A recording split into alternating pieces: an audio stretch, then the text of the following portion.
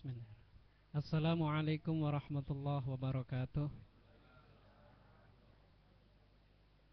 Bismillahirrahmanirrahim. Innal hamdalillah nahmaduhu wa nasta'inuhu wa nastaghfiruhu wa nastahdihi wa na'udzubillahi min syururi anfusina wa min sayyiati a'malina may yahdihillahu fala mudhillalah wa may yudhlil fala hadiyalah. Asyhadu an la ilaha illallah wahdahu la syarikalah wa asyhadu anna Muhammadan 'abduhu wa rasuluhu arsalahu bil huda wa dinil haqqi liyudhhirahu 'alad dini kullihi walau karihal musyrikun. Allahumma shalli wa sallim ala sayyidina wa maulana Muhammad wa ala alihi wa sahbihi ajma'in. Amma ba'd.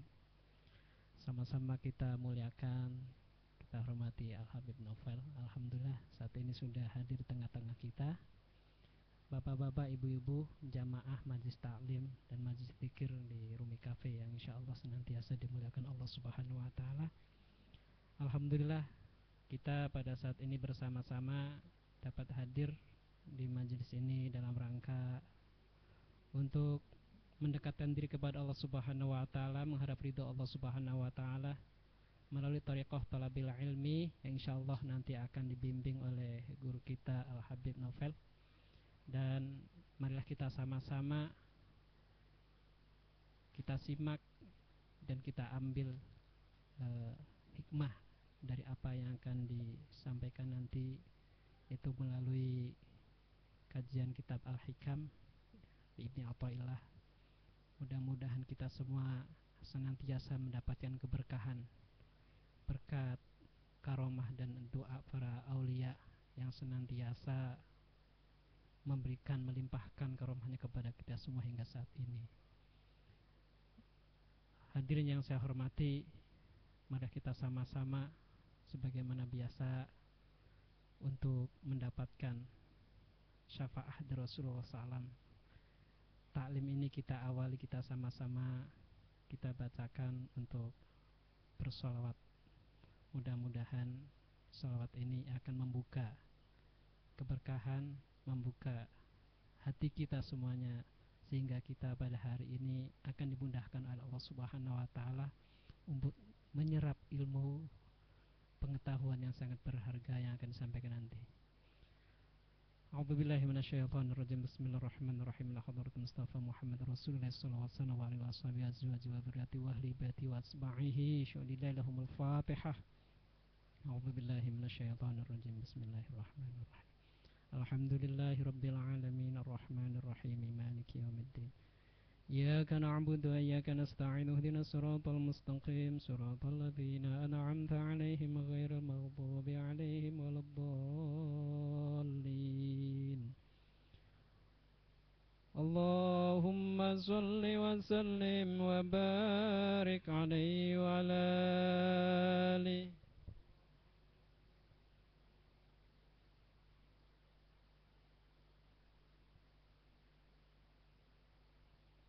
Ya Sayyidi ya Rasulullah ya man lahul ja' indallah innal musii'ina qad ja'u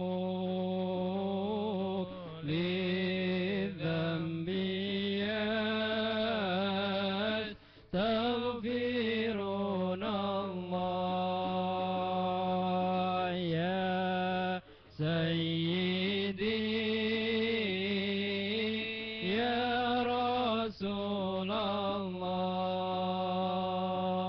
يا من له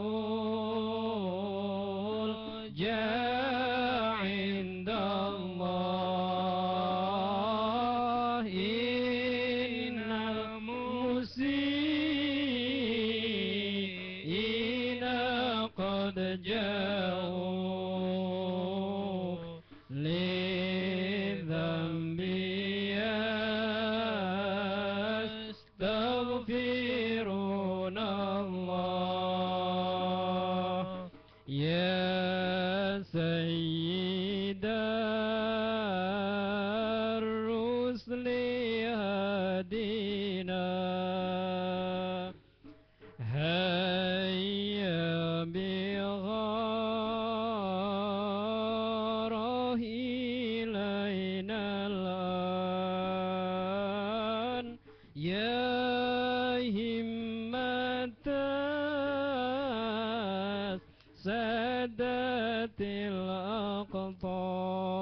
الأقطاب معادنا الصدق والسر يا سيدي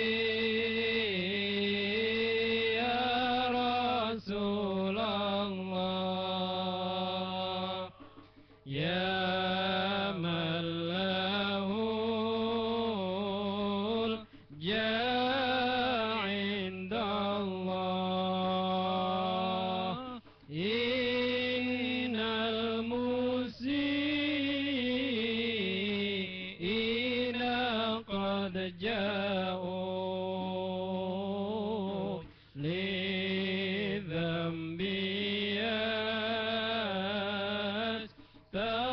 يستغفرون الله ثم المقدم ولي الله غاف الورى قدوة القادات قوموا بنا واكشفوا عنا يا سادتي هذه الأسواق يا سيدي يا رسول الله يا من له الجاه عند الله إن المسيئين قد جاءوا لذنبي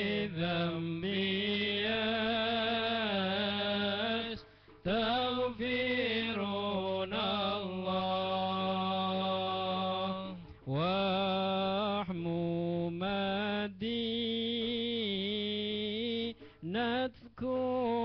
الغنى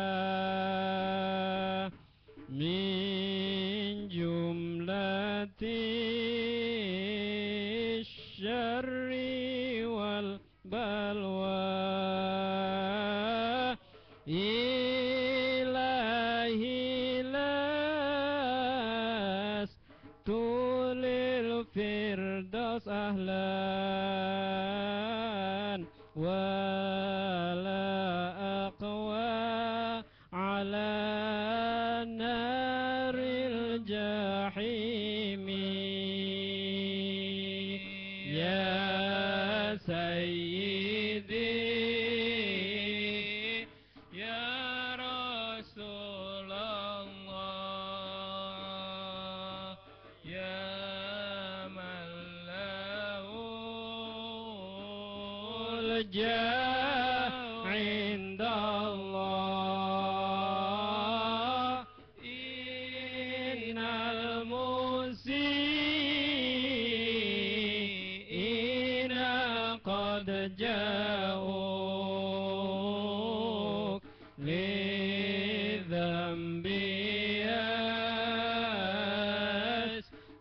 يستغفرون الله اللهم صل وسلم وبارك عليه وعلى آله. Alhamdulillah kita bersama-sama bertawasul dengan salawat ya Sayyidi. Mudah-mudahan apa yang akan menjadi, yang telah menjadi hajat kita saat ini ya, akan disampaikan dan diterima oleh Allah Subhanahu wa taala melalui Rasulullah sallallahu alaihi wasallam. Marilah kita sama-sama kita sempurnakan kita langkah kita, perjalanan kita menuju Allah ini dengan bekal ilmu.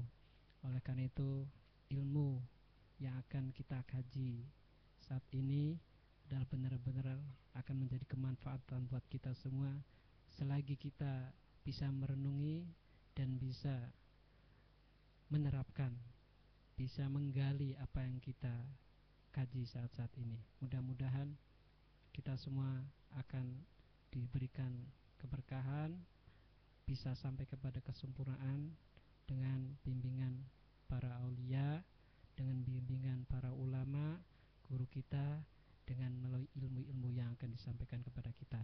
Mari kita bersama-sama kita simak dan kita persilahkan kepada Al-Habib Nobel, kepada beliau, persilahkan.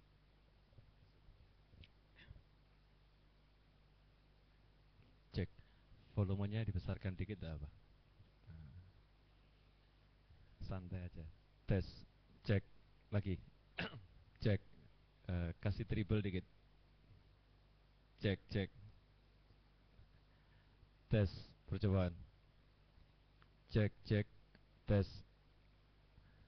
Cek. Triple-nya kurang, bassnya kurangi, bassnya kurangi. Bassnya seperti tadi aja. Coba. Cek, cek, tes. Sama. Cek, cek, tes, tes. Yang ini ya, yang kanan lebih bagus. Oke. Cek. Bassnya kurangi dikit. Settle. Cek. Tes. Tambah berat. Dibuat lebih ringan. Ya, sip. Cukup. Di bawah ada orang ya. Ada yang satu. Soalnya ada mungkin berapa. Kalau yang belum tahu pengumuman itu kan bingung di mana apa lokasinya ya. Insyaallah. Bismillahirrahmanirrahim. Alhamdulillahirabbil alamin. Allahumma shalli wa sallim ala sayyidina Muhammadin wa ala alihi wa ashabihi ajmain.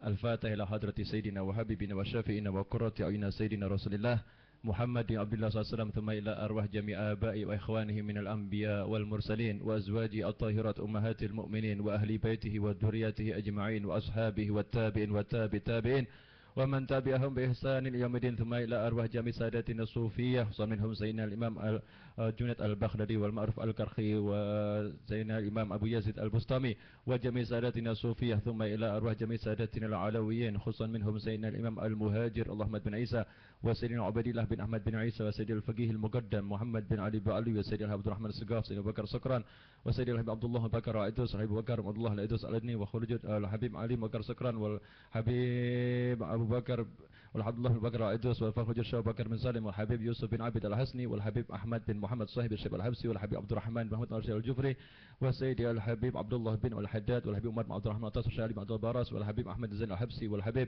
Hasan bin Sulaiman bin Habib Abdullah bin Mutahhir thumma ila sayyidi al-Habib Bakar bin Abdullah bin Atas wa sayyidi wa Syekh wa qudwatullah bin Ali bin Muhammad bin Zanafsi wa usulihim wa furuhim thumma ila sayyidi al-Habib Muhammad Anis bin Alwi al-Habsi wa usulihim wa furuhim wa jadi Ahmad Abdul Rahman al-Aidus wa usulihim wa furuhim thumma ila arwah jami' awliya hadhihi baldah wa sulaiha wa masyayikhina wa masyayikh wa ila Syekh Bahudin An-Naqsyabandi wa sayyidi Abi Hasan Asy-Syadzili wa Syekh Abdul Qadir Al-Jilani wa jami' sadatina al-sufiyah wal awliya al-kaun ajma'in wa anna wa liman dufina fi tubratil ma'la wal baqi wal zambal wal furat aqdar wa jami' turabil bashar anna Allah yaghfir lahum warhamhum wa yu'ali darajatin fil jannah wa sallallahu sayyidina Imam Ibnu Athaillah Al-Iskandari وأصوله وفرعه ومشايخه أن الله يغفر لهم ويرحمهم ويعلي درجات في الجنة وينفعنا بأسرارهم وأنوارهم وعلومهم ونفحاتهم وبركاتهم في الدين والدنيا والآخرة وأن الله يدخل نياتنا في نياتهم وأعمالنا في أعمالهم وبركاتهم في علينا وأن الله يفتح علينا وعليكم فتح العارفين ويفقهنا وإياكم في الدين ويجعلنا وإياكم من عباده الصالحين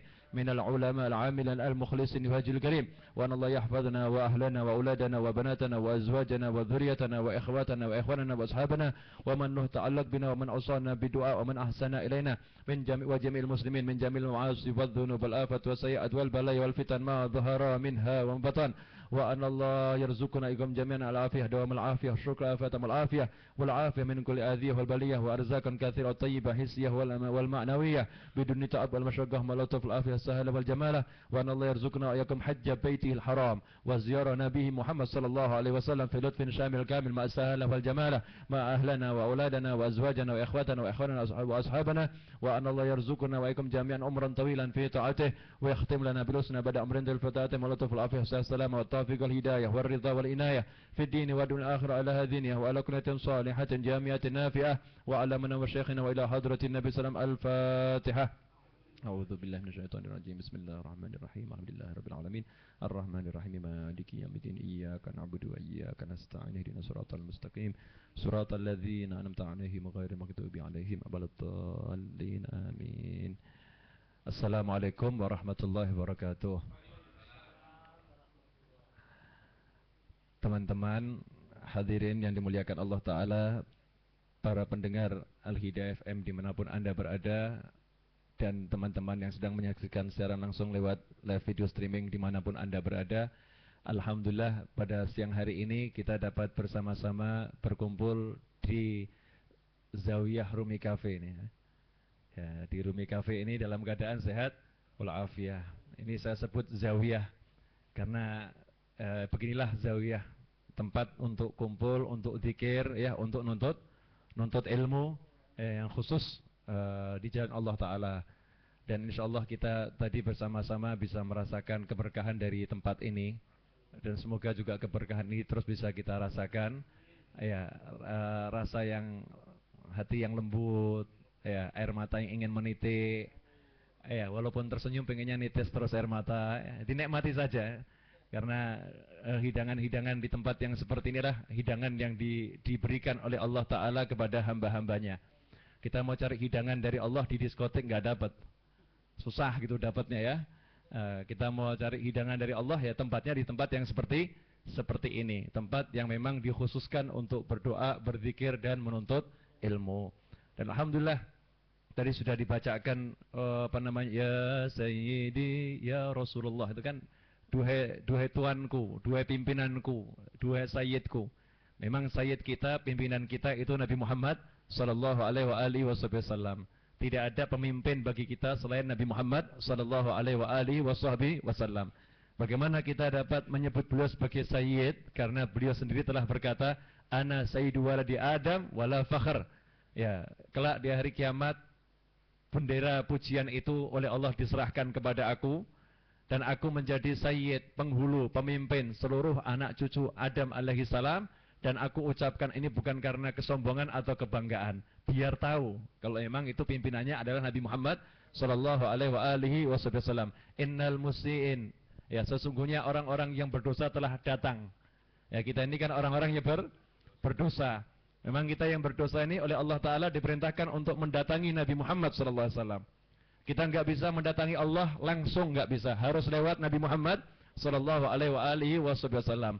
Karena itu doa apapun kalau tidak diawali sholawat, tidak ditutup sholawat, doa itu tidak akan diterima oleh Allah Ta'ala. Ya julu, kata Sayyidina Umar ibn al-Khattab radhiyallahu ta'ala anhu, doa yang tidak diawali sholawat, maka doa itu cuma akan nanti bermain-main di udara, tidak akan sampai ke langit pertama pun nggak sampai, ya, langit kedua nggak sampai, apalagi kepada Allah Ta'ala. Sebagaimana dikatakan dalam Al-Quran, walau annahum idzalamu anfusahum ja'uka, walau annahum idzalamu anfusahum ja'uka fastaghfirullah wastaghfirullah rasul lawajadullaha tawwabar rahima.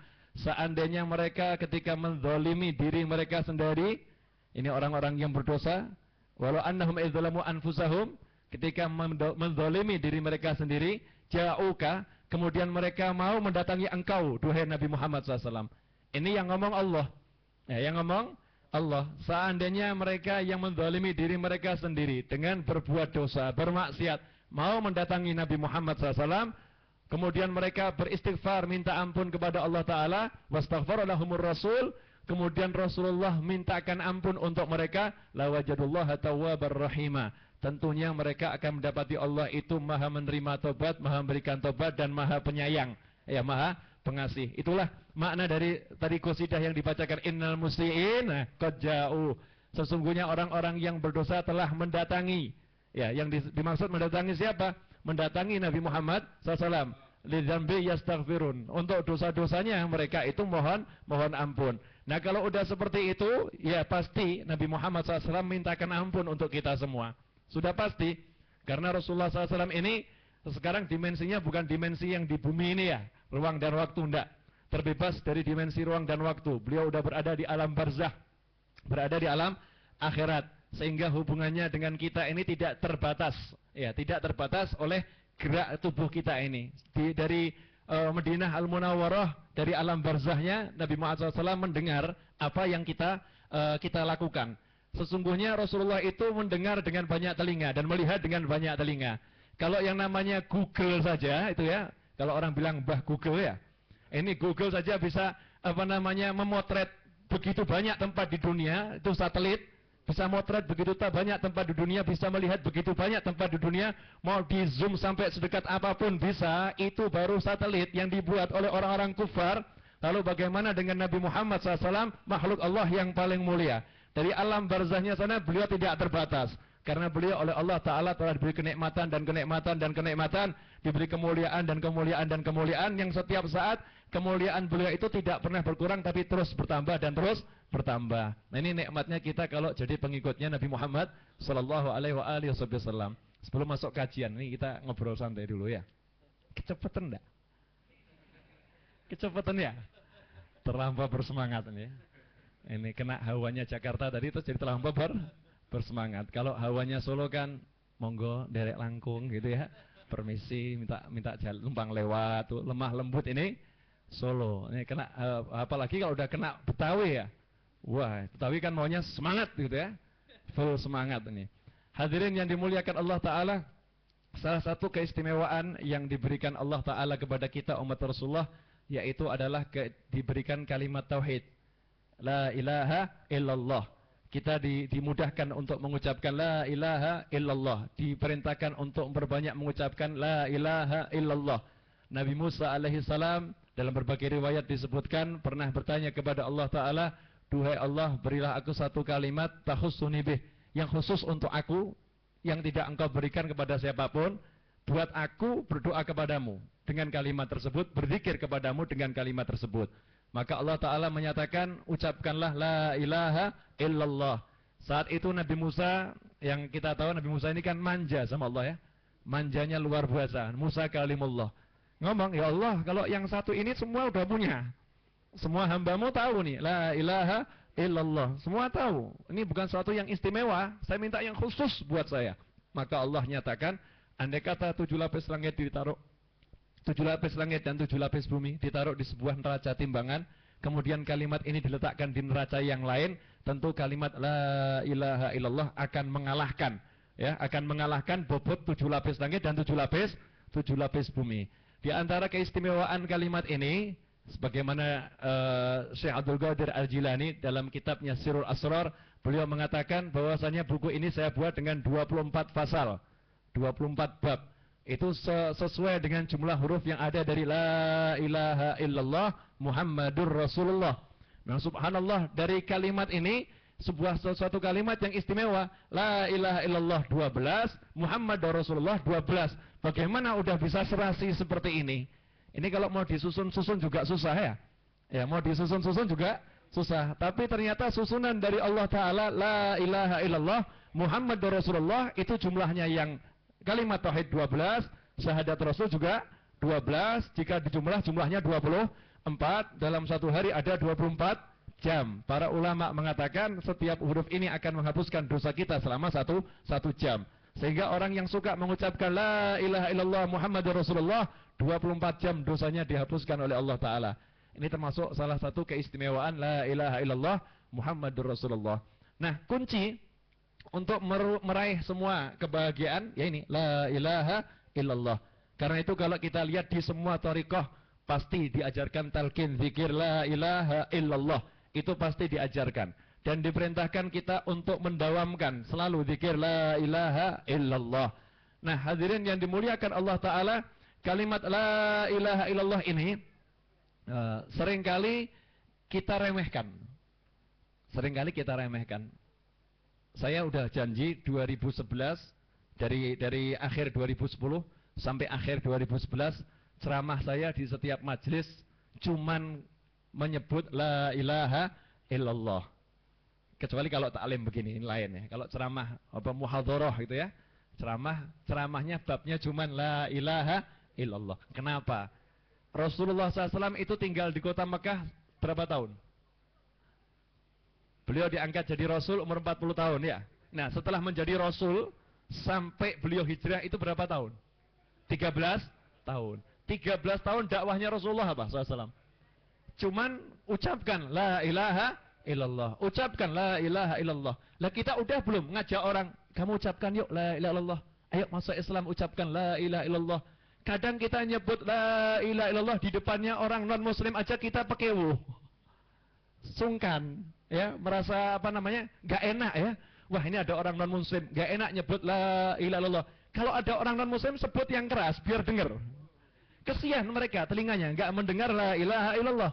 Siapa tahu ketika kita sebutkan itu nur Allah masuk, hidayah masuk, bisa masuk agama Islam. Sebagai contoh Syekh Abdul Qadir Al-Jilani, beliau itu punya satu majelis zikir, banyak kan majelisnya. Salah satu majelisnya itu cuma di alun-alun gitu ya. Kumpul bersama murid-muridnya mengucapkan la ilaha illallah, la ilaha illallah. Cuma demikian. Ya, hasilnya apa? Dari buku yang saya baca, lebih dari 5.000 Yahudi masuk Islam. Cuman lantaran zikir itu. Bukan karena ceramahnya, bukan karena taklimnya, bukan karena apa-apa, cuman karena majelis zikir la ilaha illallah. Kadang kita meremehkan kalimat ini. Saya di pengajian pernah tanya pada teman-teman yang hadir di situ, misal ada satu orang, orangnya itu baiknya luar biasa, sedekahnya banyak sekali, murah senyum, ya murah senyum, ringan untuk menolong orang, dan lain sebagainya. Tapi sayang, tidak punya la ilaha illallah.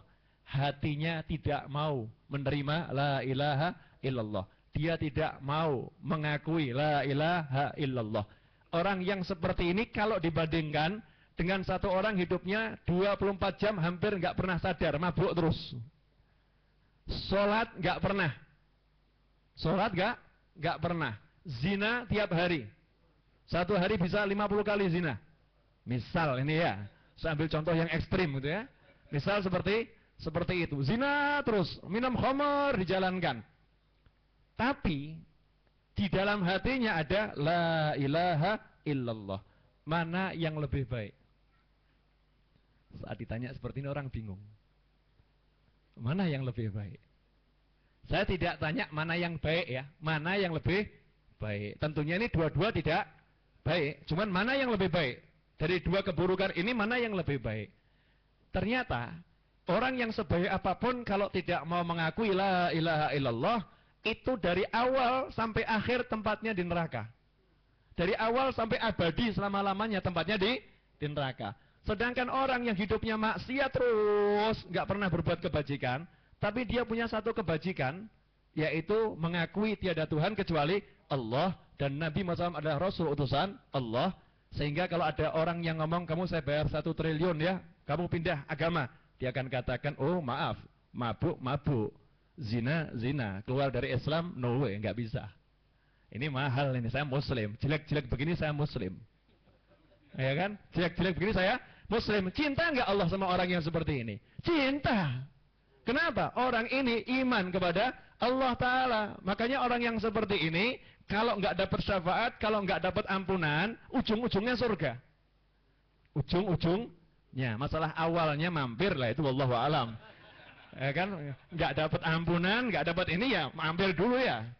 Mampir misalnya 5.000 tahun, sebentar atau lama? Hah? Masa lama? Saya mau nanya, 5.000 tahun itu lama atau sebentar? Sebentar. Kenapa? 5.000 tahun dibandingkan abadi.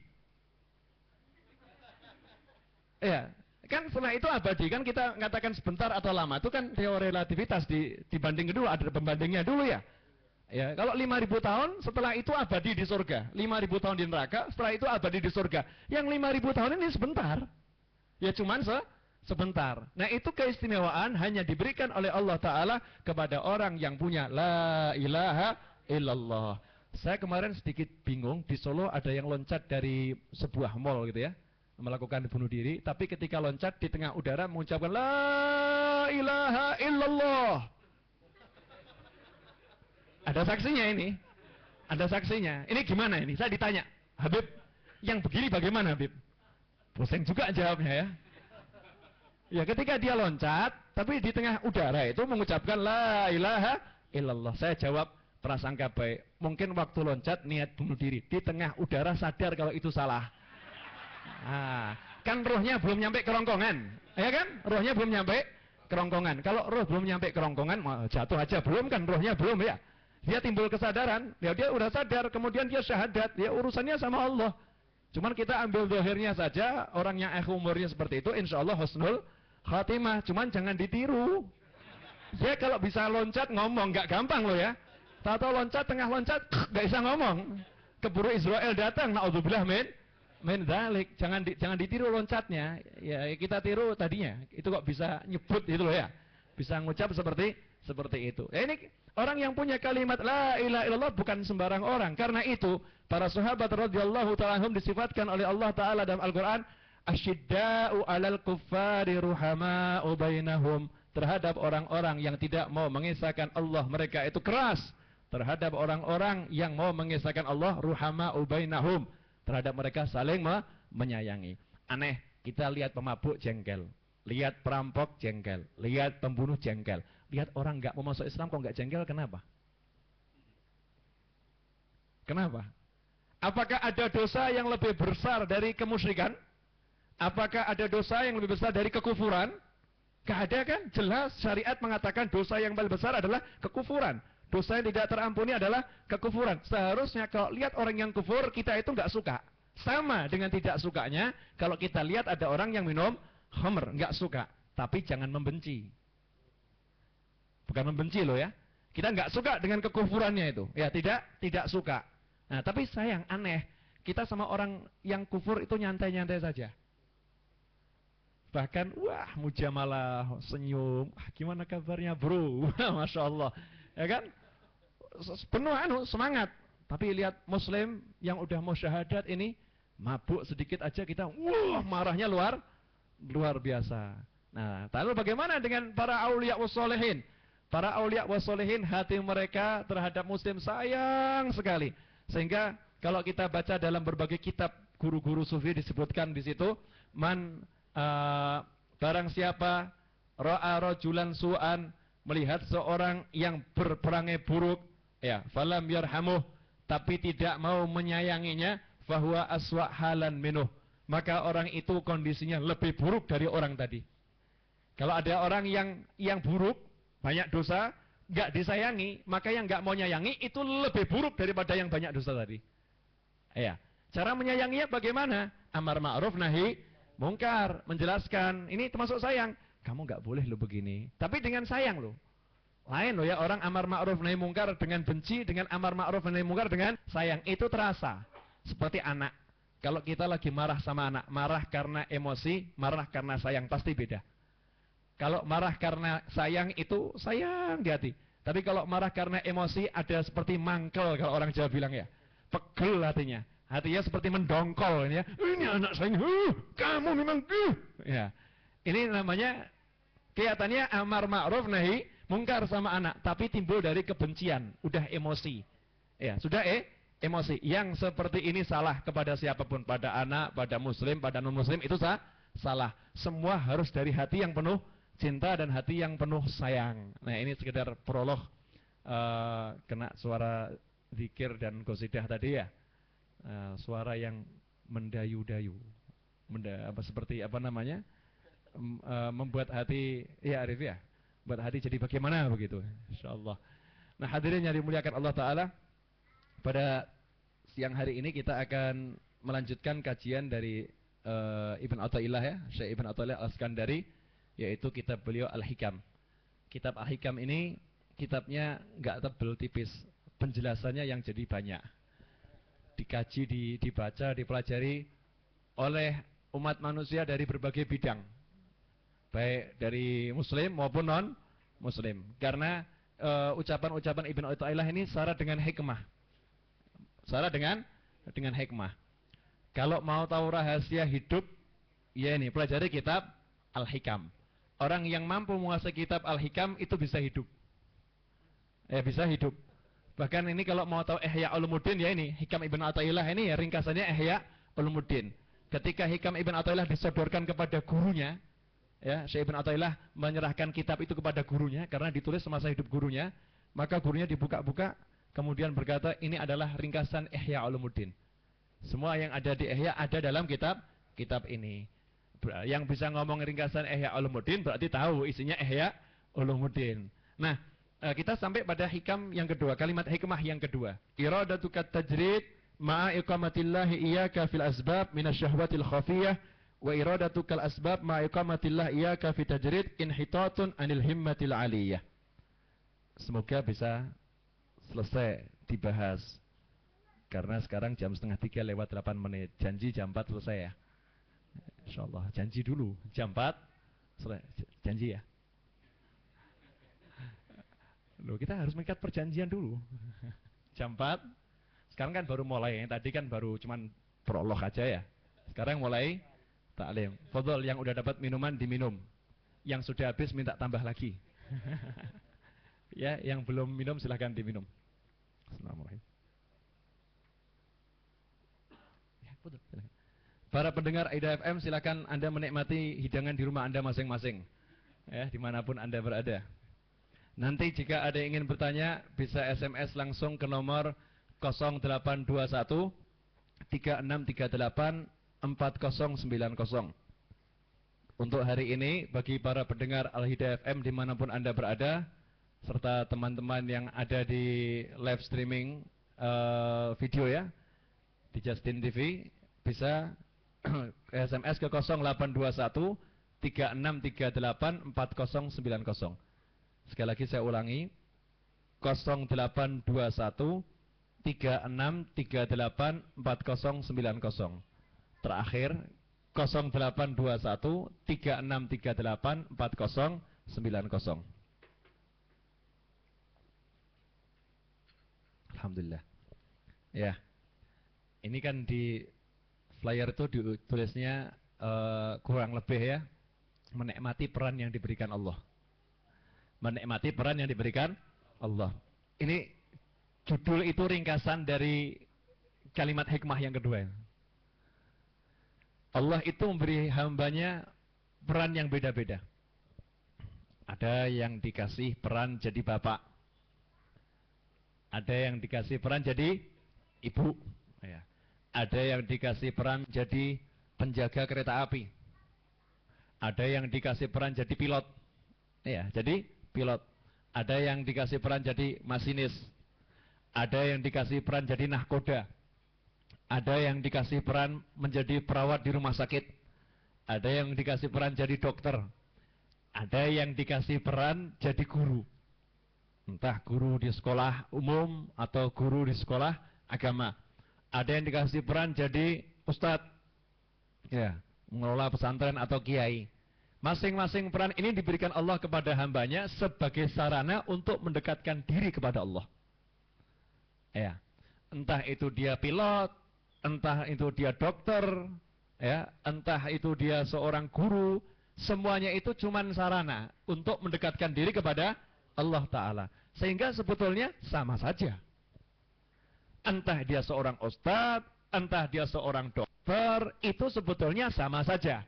Semuanya berjalan menuju Allah Ta'ala. Yang satu kendaraannya dokternya, yang satu kendaraannya ustadznya. Hanya saja, kebanyakan orang nggak paham ini. Kebanyakan orang nggak paham ini. Dalam benak kebanyakan umat Islam ini seakan-akan jalan menuju surga itu kalau jadi ustadz. Jalan menuju surga itu kalau jadi santri. Jalan menuju surga itu kalau jadi kiai.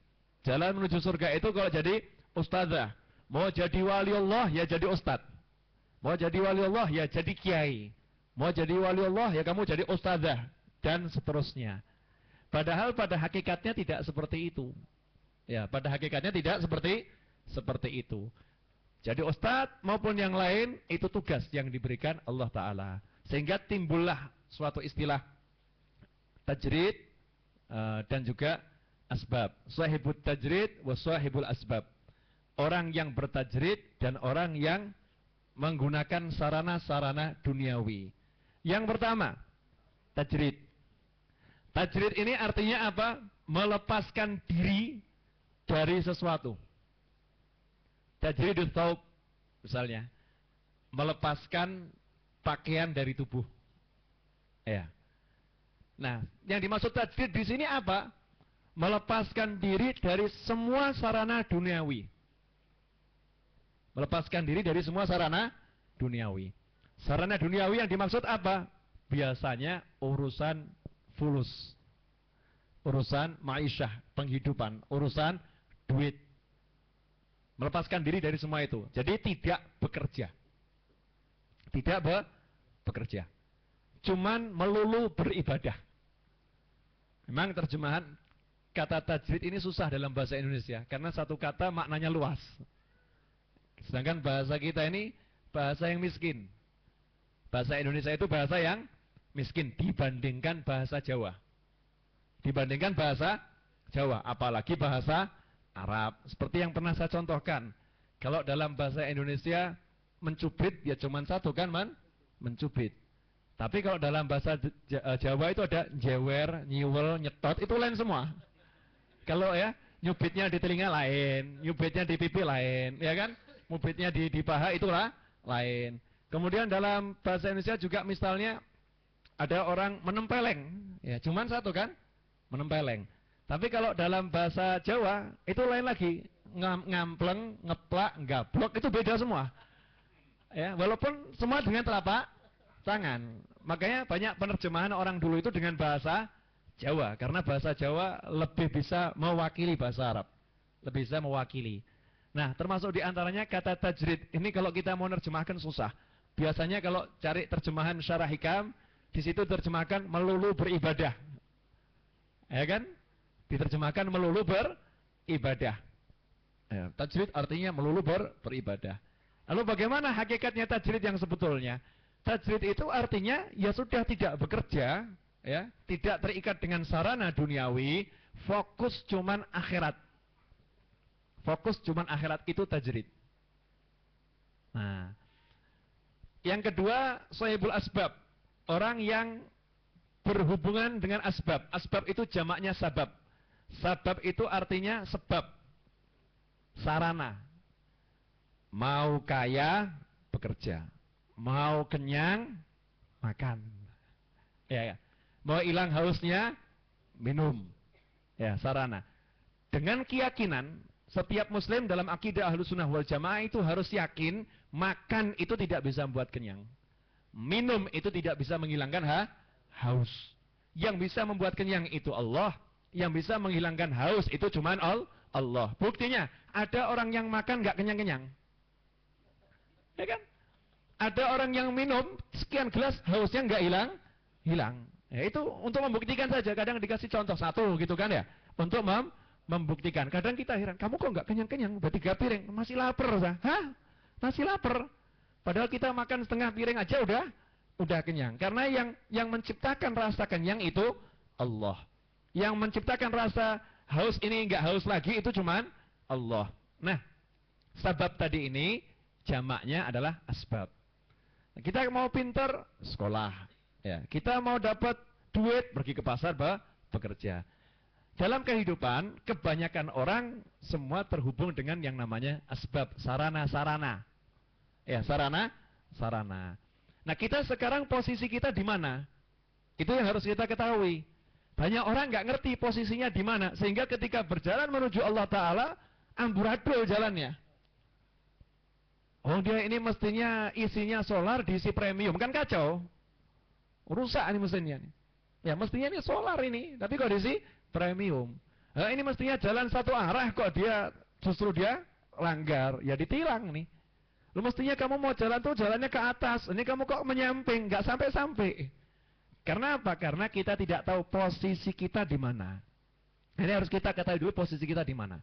Kita termasuk yang tajrid, yang seharusnya tidak bekerja sama sekali, cuma ibadah, atau orang yang harusnya itu bekerja ya dan ibadah sesuai aturan yang ada biasa saja. Yang mana kita? Yang mana kita? Karena di sini disebutkan kalau kamu itu sedang dalam posisi berhubungan dengan sarana-sarana duniawi, kemudian kamu pengen mau saya tinggalkan semuanya, saya mau melulu beribadah kepada Allah Ta'ala, sesungguhnya keinginanmu itu bukan niat yang baik. Itu bisikan syahwat. Itu bisikan nafsu. bukan dari Allah Ta'ala, bukan dari para malaikat, tapi ini syahwat. Meskipun baik, kelihatannya baik. Contoh, ini sering terjadi begini. Ada satu orang, dia itu punya anak, punya istri, ya, anaknya 2, yang satu masih TK, yang satu SMA, misal. Satu masih TK, satu SMA.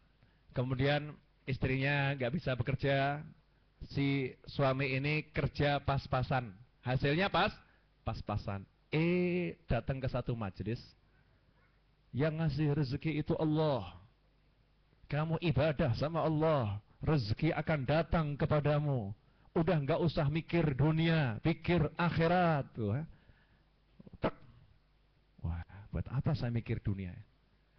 Yang penting kamu tahajud, datang ke masjid, pergi dakwah, 3 bulan misalnya, 4 bulan, tinggalkan anak istri, menghadap kepada Allah Ta'ala. Wallah, ini kan bagus ya. Bisikannya kan bagus. Pulang, istriku tercinta, tawakal sama Allah ya. Anak-anak tawakal sama Allah. Bapak mau keluar 40 hari. Ya, Bapak mau keluar 40 hari. Mau jihad fisabilillah, akan dakwah ini ya. Ini sebetulnya bukan karena Allah, itu syahwat yang tersembunyi. Kalau karena Allah, cari ridhonya Allah Ta'ala, kamu punya kewajiban cari duit buat sekolah anak kamu. Kamu punya kewajiban cari duit untuk makan anak kamu. Kamu punya kewajiban cari duit untuk menafkahi istri kamu. Kalau masih punya orang tua, kamu punya kewajiban cari duit untuk orang tua kamu. Kalau orang tua kamu nggak mampu. Ini punya kewajiban, dan semua itu ibadah karena Allah. Nah, yang betulnya kamu cari karena Allah atau karena keinginan nafsumu? Kalau karena Allah, saat ini tugasmu ngurusi istrimu, ngurusi anakmu, ngurusi orang tuamu, ibadah yang sana. Itu ibadahnya. Itu makommu. Nah, itu makommu. Nah, banyak orang yang nggak paham kan? Kelihatannya ikut pergi keluar, fisabilillah, dan lain sebagainya. Istrinya di rumah nggak kuat. Ya, istrinya nggak kuat nih istrinya. Kemudian istrinya minta cerai. Istrinya minta cerai. Kemudian dia jawabnya, ini bagian dari perjuangan di jalan Allah. Ngawur. Bukan perjuangan di jalan Allah, karena kamu melanggar aturannya Allah, gitu ya. Melanggar aturannya Allah Ta'ala. Nah, ini kadang orang nggak ngerti. Ini Al-Hikam ini kan luar biasa. Ngasih tahu, jangan asal-asalan kelihatannya pengen jadi orang yang wah super akhirat, jangan. Ya, jangan asal-asalan seperti itu. Harus semua itu dilihat posisi kamu di mana. Cari ridhonya Allah, cari kedekatan dengan Allah, pengen jadi wali Allah. Tidak harus melulu beribadah dalam arti sholat, sujud, ruku, sholat, sujud, ruku, ya, qiyamul, qiraatul Quran, nggak mesti seperti itu. Lihat tugasnya. Lihat tugasnya. Nah, contoh orang-orang yang bertajwid ini contohnya. Kalau zaman Rasul SAW, ini ada orang, ini sufi-sufi ini ngapa itu? Tajwid. Nggak ada dalilnya itu tajwid. Ya, melulu ibadah ini siapa yang ngajarin? Nggak ada dalilnya nih. Masa dunia ditinggalkan ya? Nggak ngurusin dunia. Coba saya sitir ayat Al-Quran. Wala tansa nasibaka minad dunya. Wala tansa nasibaka minad dunya. Itu wahyu diturunkan Allah kepada para sahabat kan? Kepada Rasulullah SAW. Yang diajak ngomong Rasulullah dan para sahabat. Jangan engkau lupakan bagianmu dari dunia. Kenapa? Salah satu tafsirnya ya. Kenapa kok sampai itu tafsirnya kan banyak. Salah satu tafsirnya kenapa kok sampai ayat ini diturunkan gitu ya. Kenapa kok khitabnya seperti itu? Karena para sahabat itu hidupnya yang dipikir akhirat terus. Makanya diingatkan bagianmu dari dunia jangan lupa. Nah, kalau kita kira-kira bagaimana? Dunia tok. Ya kan akhiratnya hampir gak ada, kasarnya kan begitu. Ustaz kok bisa ngomong akhiratnya hampir gak ada. Lalu yang namanya akhirat salat Allahu Akbar masih mikir utang kok. Ini salat Allahu Akbar yang dipikir utang gitu. Ini bayar utang bagaimana? Ini urusannya dunia. Fi shalah itu dalam ibadah aja mikir dunia. Jadi kalau kita ini ibadah tok akhiratnya hampir gak ada. Makanya jangan lupa bagianmu dari akhirat. Ini kalau untuk kita. Nah, sahabat nggak begitu. Mereka hidupnya akhirat-akhirat. Nah, sahabat yang hidupnya akhirat ini dibagi 2 kelompok. Kelompok yang banyak mereka orang-orang yang mutasabbib, ahli asbab, orang yang bekerja, pergi ke pasar, ya, Seperti diantaranya Sayyidina Utsman bin Affan, Sayyidina Abu Bakar As-Siddiq. Mereka pedagang-pedagang yang luar biasa. Tapi ada sahabat-sahabat yang sama sekali tidak bekerja. Ahli tajrid. Siapakah itu? Ahlus Suffah. Ahlus Suffah. Orang-orang yang tinggal di serambi Masjid Nabawi. Orang-orang yang tinggal di samping rumahnya Nabi Muhammad SAW. Mereka rumah nggak punya istri, nggak ada, anak nggak ada, orang tua juga sudah tidak menuntut diberi macam-macam, tidak minta ini, tidak minta itu, orang tua cukup nak, pokoknya kamu bisa makan, urus dirimu sendiri cukup. Ini Ahlus Suffah. Di antara Ahlus Suffah itu jumlahnya kurang lebih 70 orang. Hidupnya cuma tinggal di masjid, sholat, zikir, nunggu komando dari Nabi Muhammad SAW. Rasul bilang berangkat jihad. Rasul bilang apa? Istilahnya pasukan khususnya Rasulullah SAW. Ya, pasukan khususnya Rasulullah SAW. Ini mutajarrid, ahli tajrid. Nah, mereka ini hidupnya kalau ada kiriman makanan ya makan, nggak ada kiriman makanan nggak makan. Jadi kalau Rasulullah dapat makanan, ada sahabat ngirimin, Rasul serahkan ini ke Ahlus Suffah biar mereka makan. Salah satunya adalah Sayyiduna Abu Hurairah radhiyallahu taala anhu. Abu Hurairah itu masuk Islam kan kurang lebih 3 tahun terakhir ya, masuk Islam sebelum wafatnya Rasulullah SAW. Tapi mencatat hadisnya Rasul paling banyak itu Abu Hurairah. Kenapa? Karena Abu Hurairah min ahli tajrid.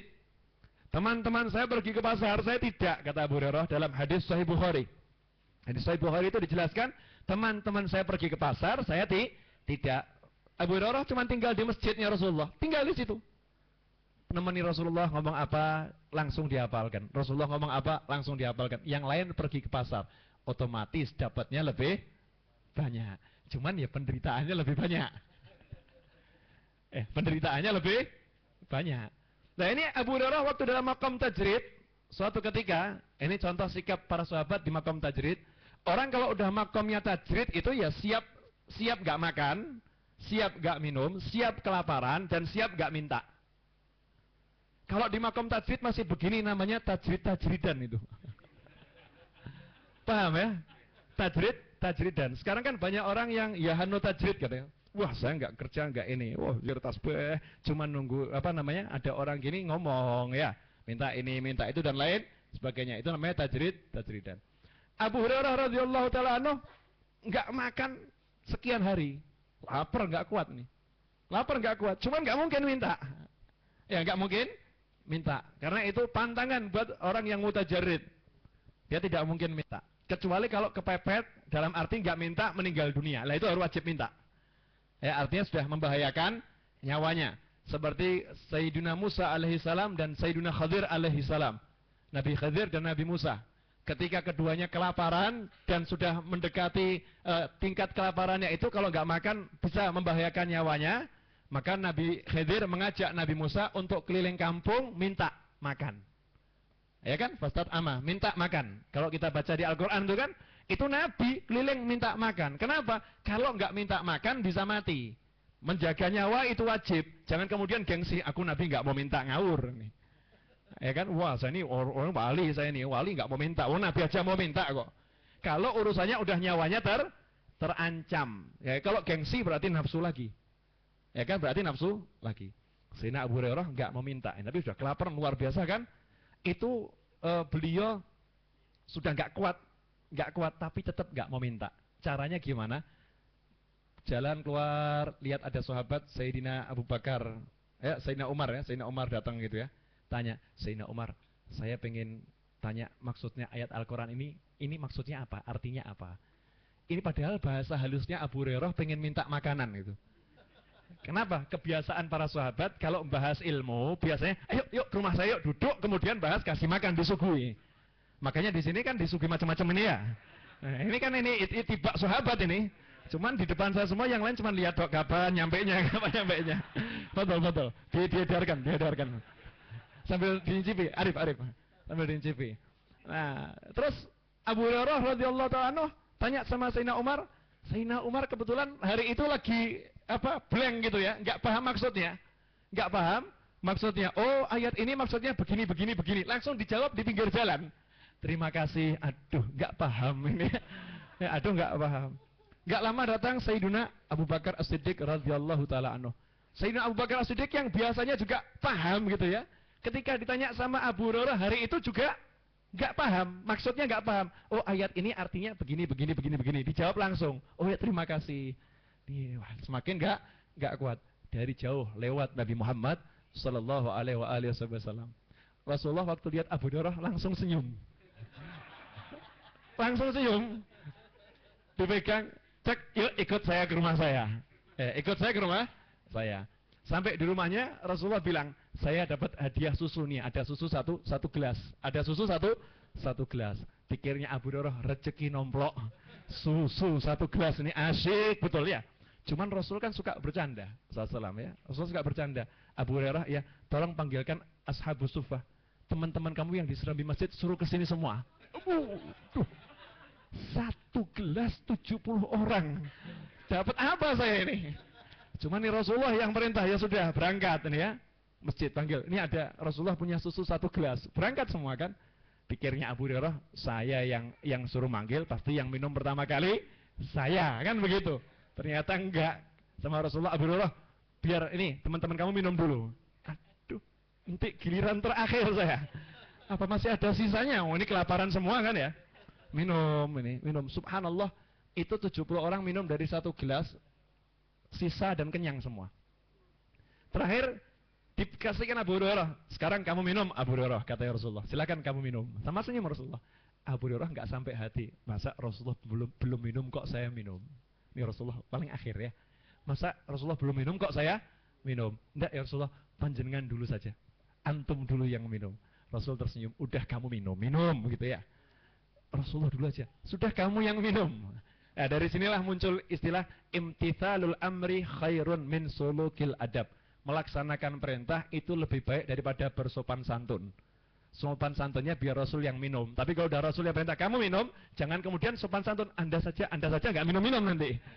Ya kan? Jadi kalau udah ustadznya, kiainya nyuruh, jangan bilang apa namanya? Wah, saya nggak pantas, saya nggak pas. Udah saya jangan. Ya, kamu ke depan, ya langsung ke depan. Kamu ke sini, ya langsung ke sini. Yang nyuruh itu udah mikir panjang, ada maksudnya. Ya, ada maksudnya. Serahkan sama Abu Hurairah diminum. Cuman nggak sampai hati kan? Minumnya begini Abu Hurairah itu, Masya Allah. Cuman begini. Bismillahirrahmanirrahim. Dikembalikan ke Rasulullah. Silakan Rasulullah. Minum lagi. Cuman nyecep Abu Hurairah ini. Bismillahirrahmanirrahim. Ilmunya Ustadz kalau mau minum. Ini ilmunya Ustaz kalau mau minum. jangan ditiru ya. Adegan yang seperti ini. Masa tajwid kok sampai bab minum gitu ya. Ternyata Abu Hurairah minum sedikit gitu, dikembalikan Rasulullah, sama Rasulullah ditolak lagi. Kamu minum dulu. Abu Hurairah juga mesti enggak enak hati kan? Minum sedikit lagi. Bismillahirrahmanirrahim. Alhamdulillah.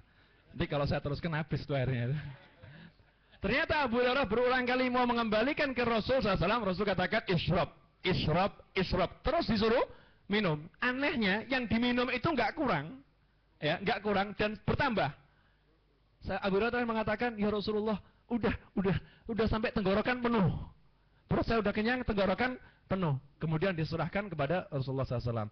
Kemudian Rasul minum sambil tersenyum. Ya, nah ini loh contoh makom tajrid. Bisa nggak ini yang apa tadi tajridan ini begini bisa nggak ini?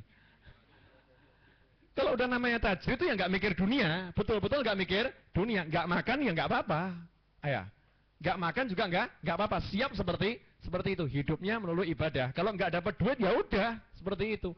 Lah kalau mesti mikir bayar tagihan listrik, bayar tagihan PDAM, bayar sekolah anak, masih mikir ngasih nafkah orang tua, kok bilang saya mau tajrid, itu bisikan setan. Itu nafsu, itu syahwat. Ya itu bukan dari Allah. Makanya Ibnu Athaillah mengatakan minasyahwatil khafiyah. Kalau ada orang yang seperti itu contoh orang yang dia terbujuk rayu oleh bujukan syahwat yang tersembunyi.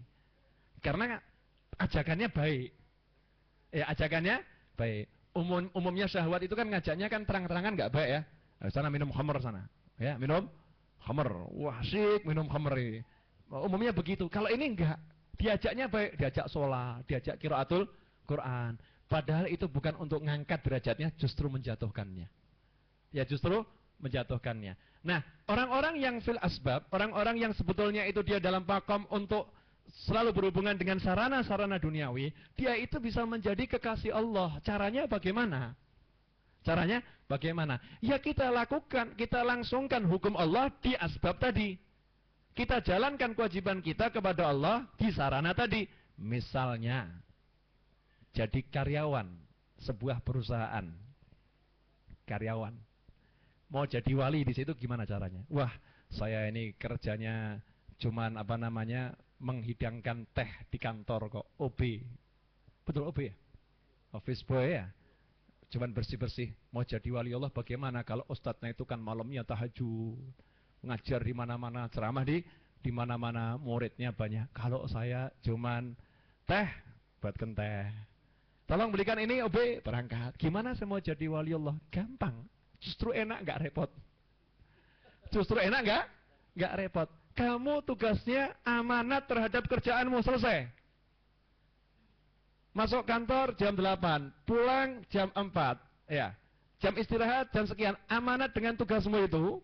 Ya, kalau emang ada halangan ya izin, benar-benar izin ya. Minta izin, saya ada kepentingan, minta izin betul. Amanat dalam tugasmu itu. Hubungannya itu bukan dengan bosmu, bukan. Hubungannya dengan Allah.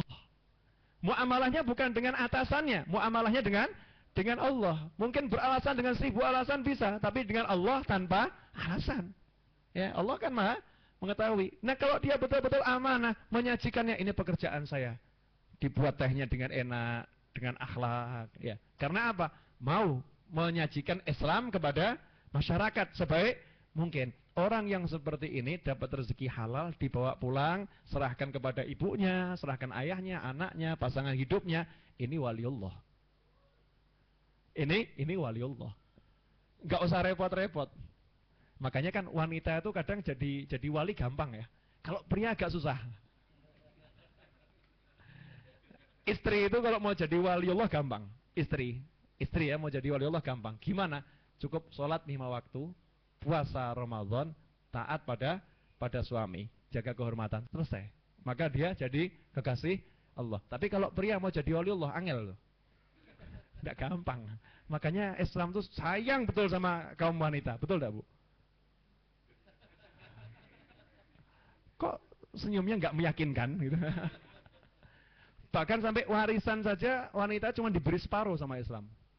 Kalau laki dikasih 1, wanita separuhnya. Ya kan sayang tuh Islam sama wanita. Dari mana sayangnya? Iya, sayangnya begini. Laki dikasih 1, suruh bagi. Kewajibanmu sama orang tua jalankan, kewajibanmu sama anak jalankan. 1 dibagi-bagi habis ini. Kalau wanita dikasih separuh, suami nggak boleh utik-utik, ya, nggak boleh senggol-senggol. Ini cuman miliknya istri kamu, nggak boleh nyentuh. Ya, ini miliknya dia, tidak dibagi kepada anak, tidak dibagi pada suami, ya. Ini miliknya dia utuh, setengah tapi utuh. Yang 1 urus sono suami, istrimu, urus sono anakmu, urus sono kakakmu, urus sono adikmu, urus sono orang tuamu, dan lain sebagainya. Jadi jatahnya itu wanita lebih banyak dari pria. Loh, itu karena Allah sayang kepada kaum wanita. Cuman wanita banyak nggak paham. Nggak paham. Bener, saya heran sama wanita. Kok banyak nggak paham gitu ya. Sampai di madu juga nggak mau. Heran saya. Nggak paham. Padahal itu kan karena sayangnya Allah kepada kaum wanita ya. Sayang Allah pada kaum wanita. Daripada nyucikan bajunya suami sendiri, dikasih teman bantu nyucikan. Just a joke ya, ini sekedar apa namanya, biar gak ngantuk. Biasanya jam-jam segini ngantuk ini, jam 3 soalnya ya. 3:06. Hadirin yang dimuliakan Allah Ta'ala, kembali tadi. Ini contoh orang yang fi maqamit tajrid. Ya, di maqam tajrid. Kakek saya almarhum, kakek saya itu meninggal umur 92 tahun. Hidupnya susah secara ekonomi. Ya, hidupnya susah secara ekonomi. Pernah menjadi hakim di pengadilan agama dulu. Urusan talak rujuk itu di Jepara kakek saya pernah. Tahun masih zaman-zaman yang dahulu sekali ya. Yang urusannya orang tuh kejahatan paling mencuri ayam, ya. Paling itu mencuri ayam. Kalau sekarang mencuri wallahu a'lam. Dulu mencuri ayam. Nah, itu kakek saya pernah sholat di masjid. Sholat cuma di masjid. Pulang wudu, jasnya itu, jas yang biasa buat jadi hakim itu kan dia pakai jas. Dicentelkan, selesai wudu dicari hilang. Jumat berikutnya, akhirnya kan dibeli baru. Jumat berikutnya, hilang. Jumat berikutnya, baru lagi taruh, hilang lagi. Cuman yang kali itu, malingnya ketangkep. Di masjid ini, Jumat. Masyarakat tuh ngomong, itu pakai bahasa apa namanya, Jawa daerah Jeporo ya. Pilih mati neng dhuwur apa neng nisor? Karena pencurinya tuh naik ke menara. Ya, naik ke menara. Diancam sama masyarakat, pilih mati neng dhuwur apa neng nisor gitu ya. Mau mati di atas menara atau di bawah gitu ya. Kakek saya kan masih wudhu itu kan bingung, ada apa nih? Itu apa Habib yang mencuri jaket apa jubahnya, apa jasnya ketemu. Nah, terus ya ini mau mati di atas atau di bawah? Nah itu pilihannya nggak enak semua. Ya pilihannya nggak enak semua. Biar turun hidup, jangan turun mati. Ya biar turun hidup. Akhirnya kemudian disidang kan, dulu masih wah begitu kan resmi sidang. Ini hakimnya nih, Ahmad sebagai yang apa namanya dicuri barangnya kan, maju. Loh, Habib, ini yang jadi hakim muridnya, Habib ya, ngomong sama malingnya, kowe iki nek maling mbok nonton. Kalau mau mencuri itu lihat-lihat orang dulu. Sudah Habibnya ini susah masih kamu curi lagi hartanya. Kebangetan kamu gitu ya. Jadi kalau mau mencuri itu ya cari orang yang kira-kira pas gitu loh. Pantes, ini udah orang susah kamu masih curi barangnya. Ini dari susahnya kehidupan kakek saya. Itu kakek saya masih ngomong sama hakimnya, tolong dibebaskan, jangan dihukum. Wah nggak bisa Bib. Ini sudah apa namanya? Sudah diproses. Ya kita usahakan hukuman yang paling ringan. Begitu masuk sel, dihampiri sama kakek saya, gajinya diserahkan semua. Ini buat kamu. Kenapa? Pencuri dulu itu kalau mencuri untuk anak istri. Memang betul-betul karena butuh, ya karena butuh. Kalau sekarang bukan karena butuh, ya udah punya handphone, pegang jam, naik motor masih mencuri. Ya bukan karena butuh untuk anak istri keluarga, bukan untuk makan, bukan nyambung nyawa. Nah kakek saya yang seperti itu setelah umur 80 tahun ngomong sama saya, Novel, kalau sekarang Habib sudah di makom tajrid, baru sekarang. Jadi yang susah seperti itu, kerja udah nggak bisa, ya, kerja udah nggak bisa, menyatakan di makom tajrid aja umurnya sudah 80 tahun. 80 tahun. Jadi betul-betul saya lihat pasrah. Nggak kerja sama sekali, karena memang sudah nggak bisa kerja. Bukan nggak mau kerja, udah nggak bisa kerja. Fi makom tajrid umur 80 tahun. Lah kok kita baru 40 tahun sudah bilang mau makom tajrid.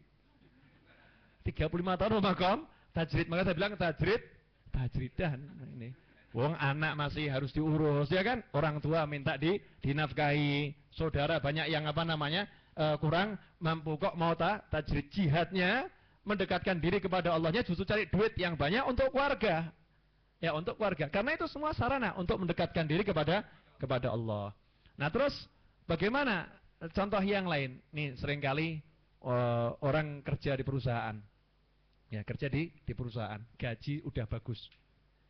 Ikut pengajian, lihat yang zikir tuh kok enak ya. Wah ini zikirnya di Rumi ini luar biasa. Misal datang ya kan, pas Senin malam Selasa datang ke Rumi. Betul kan Senin malam Selasa?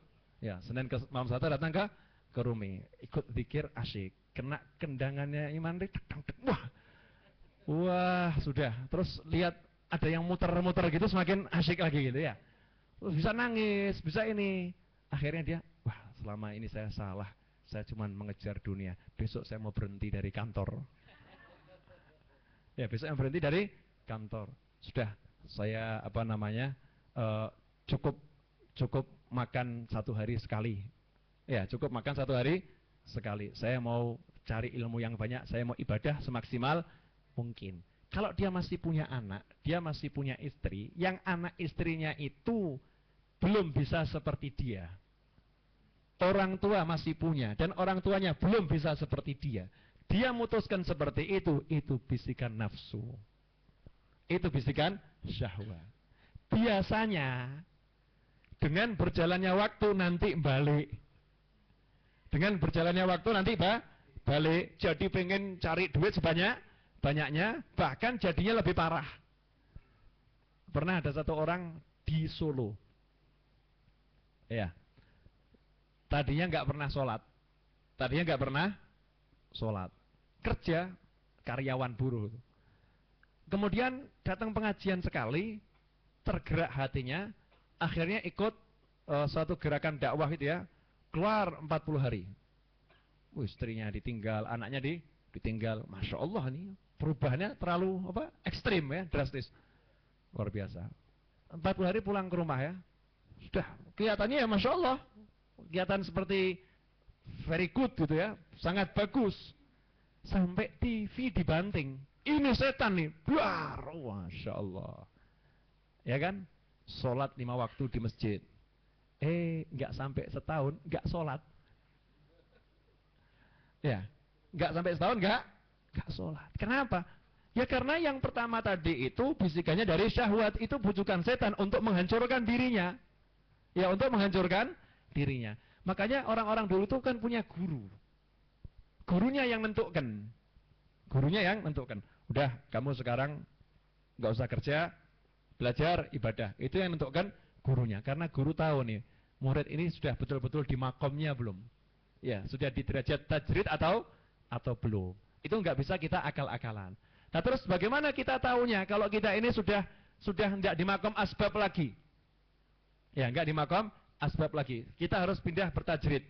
Misalnya kita udah kerja mati-matian, ya kerja mati-matian, ternyata cari kerjaan yang halal nggak dapat.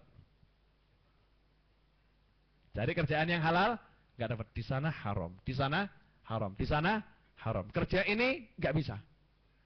Ya, ini keadaan membuat dia udah usaha maksimal ya. Nggak bisa. Kalau di makom asbab kan harus halal. Ya, harus kita usahanya itu yang sesuai dengan syariat. Ini kok nggak bisa gerak. Ya udah, itu berarti dia disuruh pindah dulu ke makom tajrid. Udah, kamu ibadah dulu, tunggu nanti. Ya, tunggu sampai Allah memberimu jalan keluar. Sampai Allah memberimu jalan keluar. Dan ini banyak terjadi pada orang-orang yang betul-betul mau cari yang halal ya. Ya, dia cari saya nggak dapat, akhirnya dia ibadah terus, akhirnya dibuka sama Allah. Tuh kamu kerja itu. Ya, kamu kerja itu, dibuka lagi makom asbabnya. Sehingga kadang itu orang bisa pindah dari makom asbab ke makom tajrid, dari tajrid ke asbab itu bisa. Ya. Nah, biasanya kalau udah umurnya itu di atas 70, itu nanti makom tajridnya ya sudah tajrid terus gitu. Tapi kalau di bawah 40 masih pindah-pindah. Ya, masih berpindah-pindah. Sampai di sini jelas nggak nih? Nah, cukup jelas ya. Nah, sekarang contoh anak muda yang masuk makom tajrid siapa?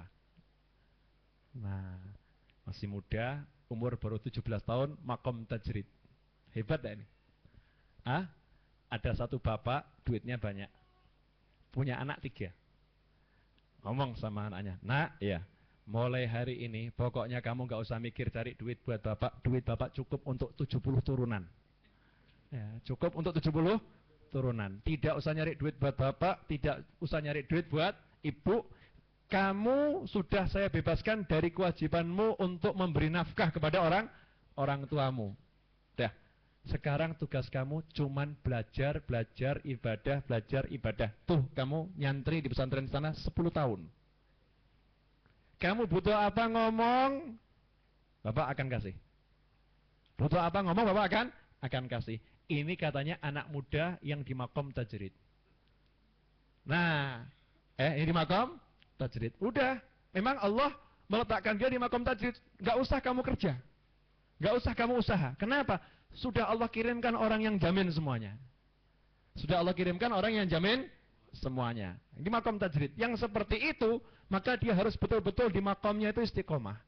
Nah, kalau sampai udah orang ada di makom tajrid, kata Syekh Ibn Athaillah As-Sakandari, kemudian wa iradatukal asbab ma'iqamatillah iyaka fi tajrid. Allah udah meletakkan kamu di makom tajrid, kok kamu kemudian pengen cari duit, pengen kerja, inhitat. Maka yang kamu lakukan itu inhitatun anid darajatil aliyah. Penurunan dari derajat anil himatil aliyah. Penurunan dari semangat yang tinggi. Oh, semangatnya mau jadi wali, melulu ibadah, kok tiba-tiba tertarik lihat tuah di pesantren cuman buka kitab kuning. Itu yang di luar pesantren iPad. Ya, ini kitab kuning. Yang di luar pesantren kitabnya udah nggak kuning lagi misalnya, putih. Padahal sekarang kitab nggak kuning lagi ya, putih ya. Ini kitab nggak kuning nih, putih ini ya. Kitab kuning itu kan dulu ya. Tapi memang yang warnanya kuning itu di mata lebih enak. Ya, di mata lebih enak. Nah, terus dia tertarik, lihat orang di luar sana ternyata dia punya rumah yang mewah. Oh, dia punya ini. Saya cuman tiap hari tasbih kitab kuning. Nanti saya mau jadi apa saya? Walaupun bapak saya ini duitnya banyak, cuman masa depan saya nanti bagaimana? Ini namanya penurunan semangat, dari semangat yang tinggi menuju semangat yang rendah. Wong yang di luar aja pengen masuk, lah kamu di dalam kok pengen keluar, aneh kan? Yang di luar aja tuh yang duitnya banyak pengen, wah kalau bisa mau saya tinggalkan semua. Saya mau tanya, cari fulus pusing enggak? Hah? Cari duit itu pusing enggak? Pusing kan? Kalau lihat kemudian satu kiai duduk sama muridnya pegang tasbih, zikiran, sholawatan, ngaji, rasanya pengen jadi begitu kan? Ya kan? Ya, tapi kita kan sadar itu tugasnya sendiri. Wah, ini kalau saya jadi begitu enaknya. Lah kok ada orang sama Allah dimudahkan jadi begitu, justru bayangkan, wah, enaknya yang begitu ya. Enaknya begitu ya, enak begitu ya. Kebalik, ya, justru memandang yang rendah ini penurunan semangat dari yang tinggi menuju yang rendah. Nah, ini penyakit biasanya yang kena para ustadz. Para ustadz. Para imam masjid. Imam masjid itu dapat gaji berapa toh? Dikit kan ya? Ya, buat makan sehari kembang kempis. Ya. Ahli sufah gitu. Kalau ada jamaah yang ngirimi makan, nggak ada yang ngirimi ya makan. Sama ini, tapi makannya nggak semewah kalau ada yang ngirimi. Imam masjid dapat gaji berapa? Sedikit gitu. Ya. Sudah dia ngurusi masjid, ngimamin sholat, lihat jamaahnya datang bawa BlackBerry Onyx 2. Dia handphonenya masih Nokia yang tempo dulu gitu ya. Kalau dibuat telepon gitu bunyinya juga nggak enak. Bayangkan, wah ini saya kalau nggak ngimami gitu ya, nggak terikat 5 waktu harus jadi imam. Ini saya kan bisa ke Tanah Abang bisnis di sana ini. Ya, bisa bisnis di sana ini. Minimal saya bisa cari Onyx 2 itu 3 bulan dapat ini. Cuman kalau jadi imam dapatnya kapan ini? Ini Allah udah dikasih fi maqam tajrid ya. Yang dipikiri fulus nih ya. Asbab. Orang yang seperti ini derajatnya langsung syut, merosot. Bisaan anjlok. Nah, kita yang udah ditempatkan di maqam tajrid ya udah gitu, nikmati itu enak gitu. Itu enak. Nah, Allah ini kan udah kasih orang peran masing-masing. Masing-masing nggak usah melirik perannya orang lain, kita maksimalkan peran kita. Yang memang itu jadinya cari duit yang banyak. Ya, tapi ada tapinya. Itu ada adab. Orang-orang yang min adabil mutasabbib, ya. Mutasabbib itu punya adab, ada aturannya. Satu aturannya harus menjalankan hukum Allah di situ. Kalau dia itu kerja, ya jujur. Jangan nipu. Kalau kerja jujur, jangan nipu. Nepati janji, jangan sampai mengingkari janji. Aturan-aturan kerja itu dijalankan dengan benar. Kemudian yang kedua, jangan kikir. Jangan jadi orang yang kikir. Sudah jujur bagus, kerja bagus. Kalau kikir, bagus atau jelek? Saya mau tanya, tolong dijawab jujur. Pilih mana? Imam masjid yang dahinya itu lubang 3. Ya. Kalau qiraatul Quran baca itu betah sampai 4 jam, 5 jam betah. Ya. Ya. Tapi orangnya pelit luar biasa. Sama pemabuk yang orangnya itu sangat dermawan. Pilih yang mana? Jujur saja, jujur. Ini kita mau bicara nurani. Pilih yang mana? Pasti akan mengatakan, masyarakat akan mengatakan, imam masjid, kelihatannya imam masjid, hitam dahinya 3, tapi pelitnya luar biasa. Kan begitu. Ya, yang itu ya. Walaupun dia pemabuk, tapi dermawannya luar biasa. Walaupun pemabuk, tapi dermawannya luar biasa. Kalau meninggal, mana yang lebih banyak dilayat? Pemabuknya. Wah ini ya, ini orang baik, gitu. Ini orang baik, dia orang yang dermawan dan sebagainya ya. Ya, semoga Allah ngampuni dia. Dia cuma punya satu kesalahan, cuma mabuk aja itu kesalahannya. Selebihnya dia baik. Tapi kalau imam masjid itu meninggal dunia ya, wah ya semoga dapat ampunan ini. Pelit, orangnya pelit betul gitu ya. Nah, ada orang yang tanya sama saya, kok bisa gitu Beb? Kok bisa begitu? Ya jelas bisa. Bagaimana? Orang yang pelit itu melakukan dosa besar dia. Al-bakhil ba'idun minallah, ba'idun minal jannah, ba'idun minan nas, qaribun minan nar. Orang yang pelit jauh dari Allah, jauh dari surga, jauh dari masyarakat, dekat dengan neraka. Orang yang sakhi, orang yang dermawan, dekat dengan Allah, dekat dengan surga, dekat dengan masyarakat, jauh dari neraka. Nah, kalau ada orang yang dia punya dosa mabuk, tapi punya amal yang namanya kedermawanan, maka kedermawanan karena akhlak. Ini kan akhlak. Akhlak itu pahalanya tidak bisa diukur. Akhlak pahalanya tidak bisa diukur. Sampai dikatakan inna aqrabakum ilayya manzilatan yaumal qiyamati ahsanakum akhlaqa. Atau kama qala sallallahu. Di antara kalian semua yang paling dekat dengan aku kelak di hari kiamat kedudukannya orang yang paling mulia akhlaknya. Yang paling mulia akhlaknya. Itu yang paling dekat dengan Rasulullah SAW. Nah ini dia punya akhlak yang mulia. Ya punya akhlak yang mulia. Kemuliaan akhlak itu karena begitu besarnya pahalanya sampai-sampai bisa menutup kemaksiatan yang zahir. Ya. Orang itu walaupun mabuk tapi kalau dia itu akhlaknya baik, dia orangnya dermawan, kedermawanannya ini itu besarnya pahala secara zahir saja udah kelihatan bisa nutup dosanya mabuk. Orang nggak memperbincangkan lagi mabuknya, tapi yang diperbincangkan kedermawanannya. Lah kalau orang aja ngomong begitu, kira-kira Allah bagaimana? Ya, kira-kira Allah bagaimana? Sebaliknya orang yang kikir, dia melakukan satu akhlak yang tercela. Karena begitu tercelanya akhlak tersebut, seandainya orangnya itu sholatnya satu hari 1000 rakaat, orang nggak lihat sholat 1000 rakaatnya, yang dilihat pelitnya. Karena buruknya kekikiran.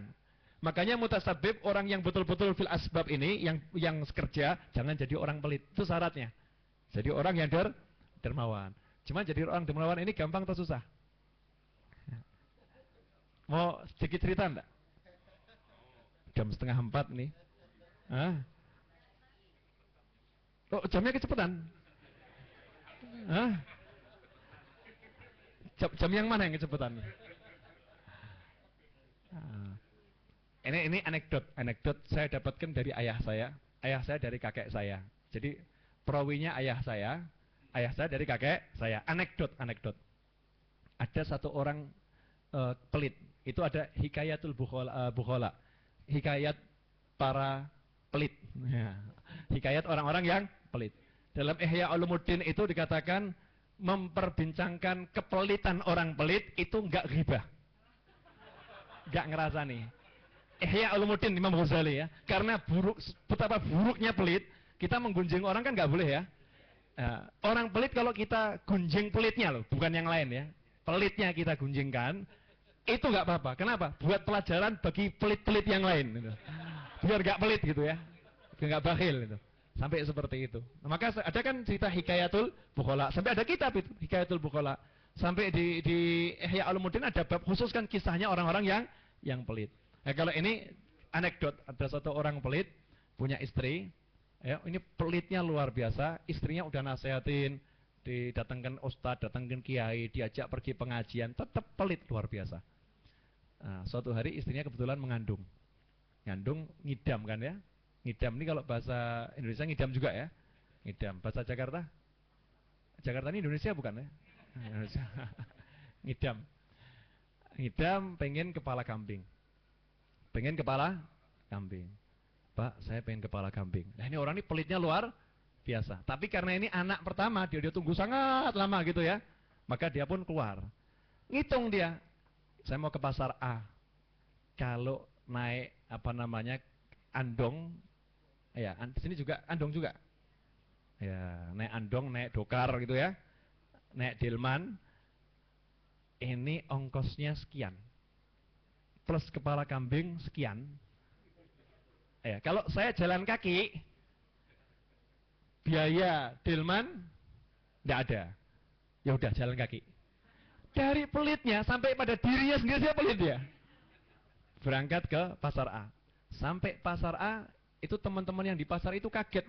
Si pelit masuk pasar. Aneh. Ya, tumben ini ya. Jarang-jarang dia seperti ini, yang enggak pernah. Ada apa Pak kok ke pasar? Mau cari kepala kambing. Jangan di sini Pak. Kenapa? Di sini mahal. Di sini harganya 15.000. Bapak ke pasar yang sana cuma 10.000 Pak. Alhamdulillah. Kenapa? Saya beruntung 2 kali. Dilman 5.000, sekarang dapat diskon 5.000. Kalau beli di sini 15 dan 10 kan iya. Jalan kaki ke sana. Pindah ke pasar yang satu. Sampai di pasar satunya dibilang, "Lu Bapak, gimana kabar baik?" "Kenapa Pak?" "Istri saya ngidam cari kepala kambing." "Jangan di sini Pak, mahal Pak." "Mahal, kenapa?" "Bapak ke pasar yang sana, di sana cuma 5.000 Pak." Murah banget nih.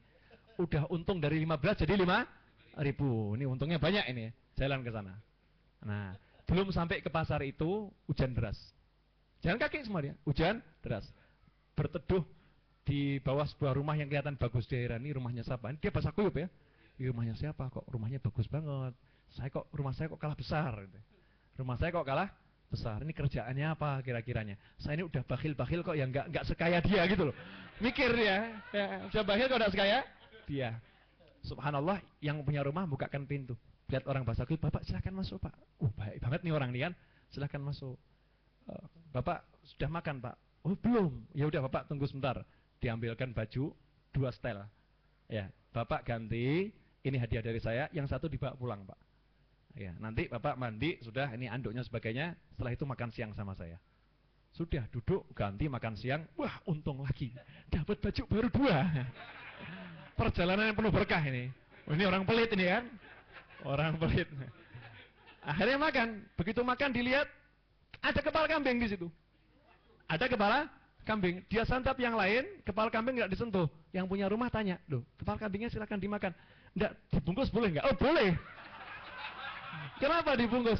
"Istri saya lagi ngidam." "Udah makan saja, di kulkas masih banyak, nanti biar dimasakkan. Nanti Bapak mau butuh berapa silakan dibawa." Wah, ini untung lagi nih ya. Untung lagi. Wah, makan kepala kambing, makan sudah mikir, dapat kepala kambing gratis, baju gratis ya. Makan enak. Wah, ini hari ini saya untung berkah sekali ini. Berpikirnya seperti itu. Akhirnya dia mikir seperti itu, tanya, penasaran. Ini orang kok nggak bakhil tapi kok kaya ya? Dia dermawan kok bisa kaya? Ditanya, "Bapak kerjanya apa?" Sebetulnya ini rahasia. Cuman karena Anda nih rumahnya nggak dekat dari saya kan jauh. Saya akan ceritakan rahasia saya. Kerjaan saya itu membuat daftar wanita-wanita yang suaminya udah lanjut usia dan suaminya kaya raya. Nah, saya tunggu kapan suaminya meninggal, saya nikahin istrinya. Jadi, saya mengumpulkan janda-janda kaya. Oh, kurang ajar banget ini ya. Jangan saya masuk daftar. Dia mikir, jangan-jangan saya masuk daftar ini. Kan merasa udah tua gitu. Langsung, "Oh, terima kasih," pulang. Sampai di rumah, "Bu, ya, belikan beras 3 ton. Kaget. Kenapa? Bagi-bagikan tetangga. Masya Allah. Jadi orang yang sangat dermawan. Istrinya penasaran, dipanggilkan ustadz, nggak jadi dermawan ya. Diajak pengajian, nggak dermawan. Ditunjukkan ancaman-ancaman neraka, nggak dermawan. Ini keluar dari kepala kambing kok pulang dermawan. Heran. Tanya akhirnya suatu hari, "Pak, Bapak itu kok sekarang dermawan kenapa berubah?" Diceritakan cerita yang tadi itu. Istrinya pun batin, oh ternyata masih pelit. Kenapa? Ternyata dia katakan, "Saya nggak mau kalau saya mati nanti harta saya diambil orang lain." Jadi sampai dermawannya itu pelit gitu ya. Niatnya bukan dermawan. Tapi kata para ulama, walaupun yang begini nih, ya, yang niatnya begitu, itu masih bisa dapat doa dari orang yang disedekahi. Kalau yang disedekahi mendoakan semoga Allah mengampuni, masih bisa dapat doanya. Karena tingginya derajat orang berderma itu. Ya, karena tingginya derajat orang yang mau bernama. Lah orang yang mutasabbib, orang yang difil asbab itu ya harus dermawan. Enggak boleh jadi orang yang pelit. Ya, enggak boleh jadi orang yang pelit. Kemudian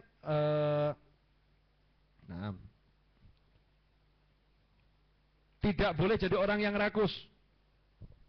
Tidak boleh jadi orang yang rakus. Kalau orang kerja itu enggak boleh rakus. Kalau orang kerja rakus, cari duit banyak boleh, tapi enggak boleh rakus. Biasanya kalau orang udah rakus itu akan menghalalkan segala cara untuk mewujudkan kerakusannya. Ya kan? Menghalalkan segala cara. Nah, orang yang ahli asbab ini tidak boleh rakus. Ya, tidak boleh rakus dan dia harus menjaga adab kepada semua orang. Ini kalau saya teruskan akhirnya nggak bisa jawab pertanyaan ini. Gimana ini? Bulan ini sampai segini dulu ya? Ini udah jam 3:30 persis, lewat 1 menit. Sedangkan pertanyaan yang masuk sudah ada dan lumayan gitu ya, lumayan banyak. Jadi kalau ada yang mau tanya bisa SMS ke 0821 3638 4090. Untuk para pendengar Al-Hidayah FM dimanapun Anda berada, jika ada yang ingin bertanya dapat SMS ke 0821 3638 4090. Sedikit tambahan, itu ada diceritakan di kitab ini Iqadul Himam fi Syarhil Hikam, ada satu orang yang soleh punya murid. Muridnya ini ahli ilmu zahir, fikih, bahasa, ya, ilmu-ilmu dalam kitab-kitab, mau kitab-kitab tasawuf, ilmu dohir. Ilmu dohir itu artinya dia secara pemahaman lisannya, otaknya luar biasa. Tapi gitu ya, belum bisa mendapatkan penyingkapan-penyingkapan seperti yang diperoleh para aulia. Nah, ketika di tempat gurunya ini dia lihat gurunya ini kok enak betul, bisa nakasyaf, kemudian gurunya juga bisa khusyuk kalau ibadah. Dia tertarik pengen meninggalkan ngajar, nggak mau ngajar, ya, nggak mau ceramah. Udah, saya mau duduk zikir saja. Nggak mau ngajar, nggak mau mau duduk di zikir. Jadi buat orang-orang yang di makom tajrid yang hakiki, orang-orang seperti saya ini masuk dalam makom asbab, bukan tajrid. Jadi orang-orang yang ngajar, ya baik itu ngajar hadis, ngajar Al-Quran, imam masjid, yang ngajar itu masih di makom asbab. Buat orang-orang yang udah di makom tajrid hakiki. Kalau dibuat orang yang biasa-biasa, ini sudah di makom tajrid. Tapi yang tinggi lihat ini makomnya makom asbab. Kenapa?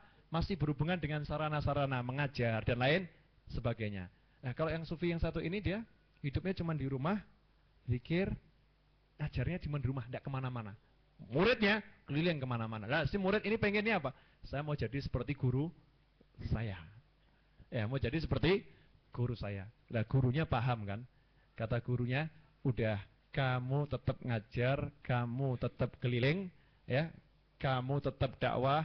Kalau saya dapat sesuatu dari Allah, nanti saya kirim ke kamu.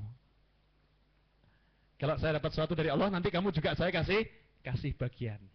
Nah, ini buat orang-orang yang memang tugasnya berdakwah, jangan kemudian karena lihat orang-orang yang duduk kholwat, dapat banyak hal, terus merasa pengen dapat seperti yang mereka dapat. Keinginannya untuk pengen dapat apa yang mereka dapat itu juga bisikan syahwat.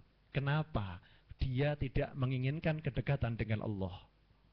Yang dipinginkan punya kelebihan-kelebihan, punya karomah, ya, punya ini, punya itu dan lain sebagainya. Lah guru yang baik mengatakan, udah pokoknya kamu terus ceramah, mau khusyuk mau nggak khusyuk itu ya, mau bisa ngerasakan nggak bisa ceramah, nanti bagian ngirimi saya.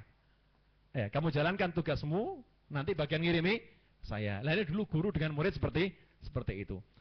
Pengalaman pribadi saya, boleh saya cerita nih? Off the record, tapi nggak bisa ya, ini live kok ya. Wah, repot ini. Buat yang mendengar off the record, ya, dimanapun Anda berada ya, ini off the record tapi sifatnya nasional, kan repot ya.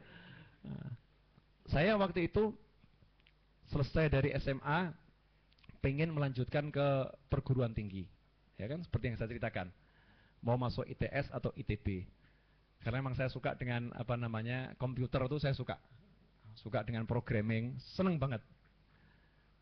Cuman ibu saya ngelarang, nggak boleh pergi jauh-jauh, nggak boleh ke Surabaya, nggak boleh ke Bandung.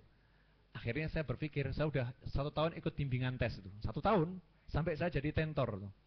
Kalau tentor nggak datang tuh saya yang gantikan, sampai buat rumus-rumus praktis gitu ya, rumus fisika itu yang panjang itu saya buat rumus singkatnya itu, buat sendiri baru nih rumus praktis gitu ya.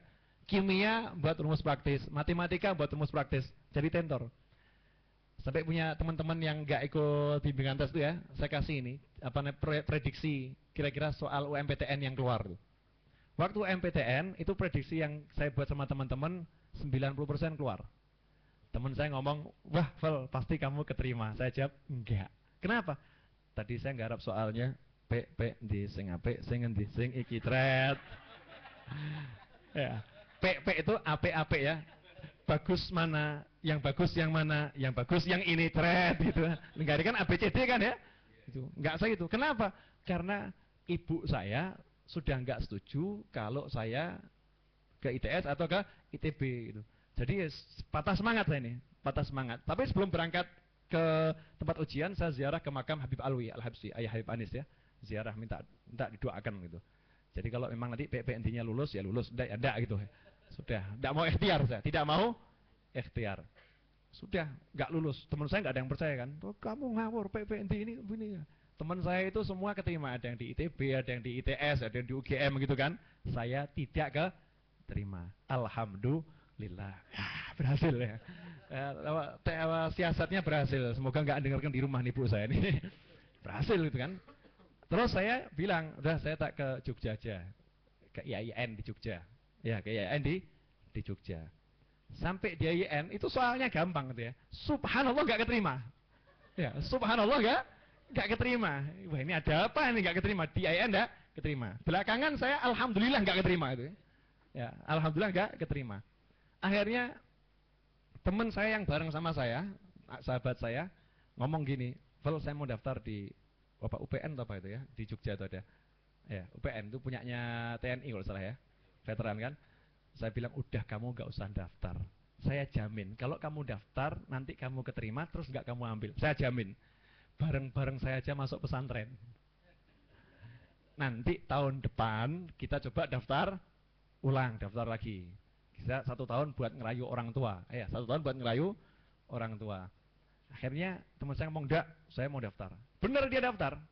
Ya, saya masuk pesantren, persiapan sebelum masuk pesantren nanti dulu nih ya. Dia daftar UPN, diterima.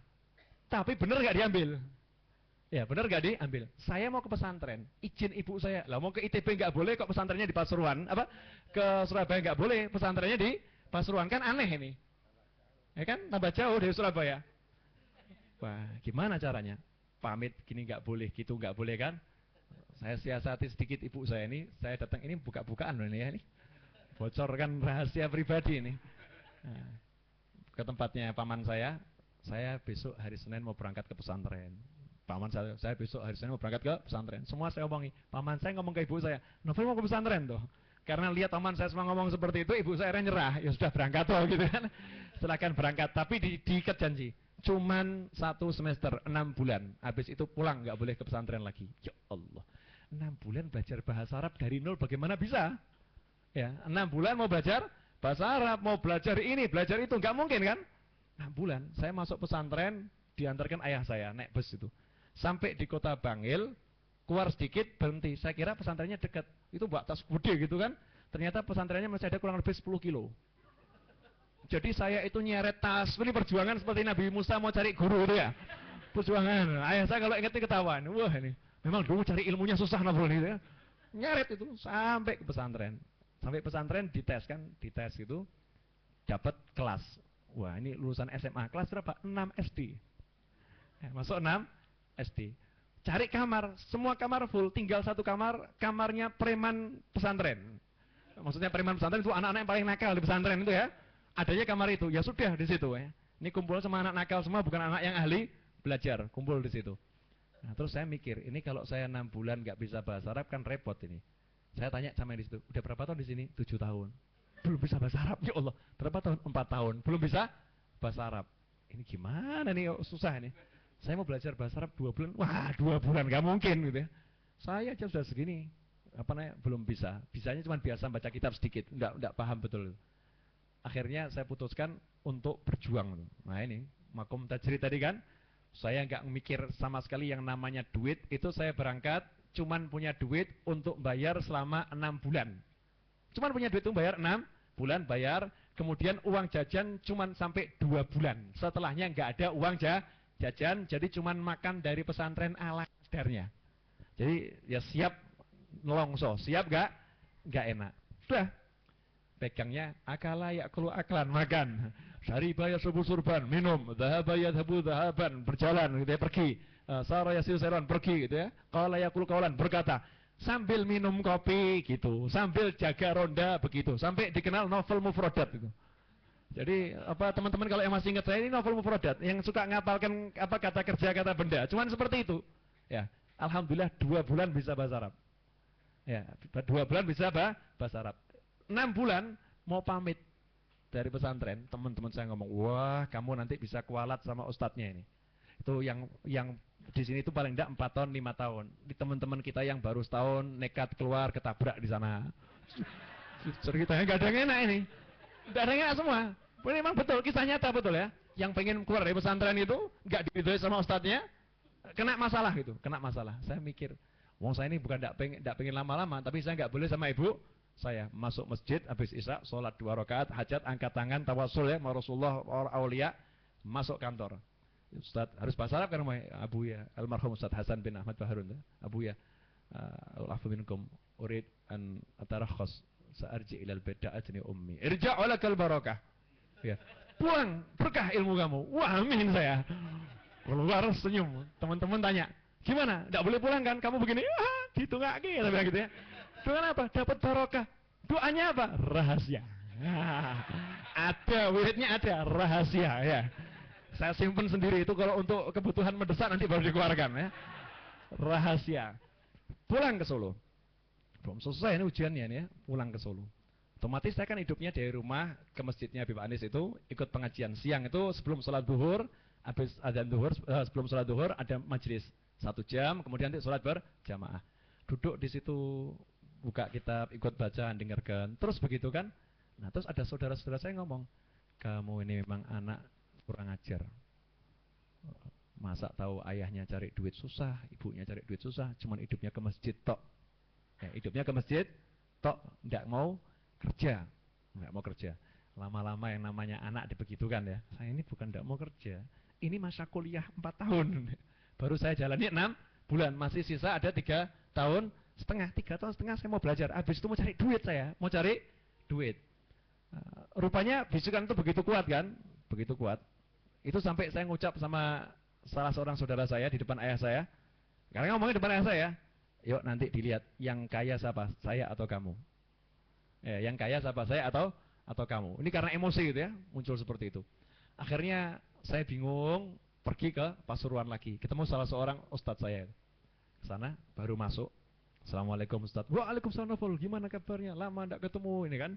Di Pasuruan, ini bukan pimpinan ma'had ya, salah satu ustadz yang ditokohkan lah. Sampai sekarang masih ada, masih hidup. Belum saya ngomong, ustadznya itu ngomong. Ini tadi yang ini saya mau cerita masalah orang itu makomnya di mana. Kalau punya guru enak, nanti gurunya yang nempatkan. Si guru saya ini ngomong begini, ini ada 1 orang novel. Ini ada tamu juga ya, ada 1 orang. Ini saya belum cerita loh ya, belum cerita masalah saya. 1 orang ini dia ustadz ilmu tauhid, dia nggak kerja, cuman ngajar tauhid, ngajar terus. Sekarang ini dia jadi pedagang sarang burung, ya. Dia dapat sarang burung sekarang ini, masya Allah, kayanya luar biasa, ya kayanya luar biasa.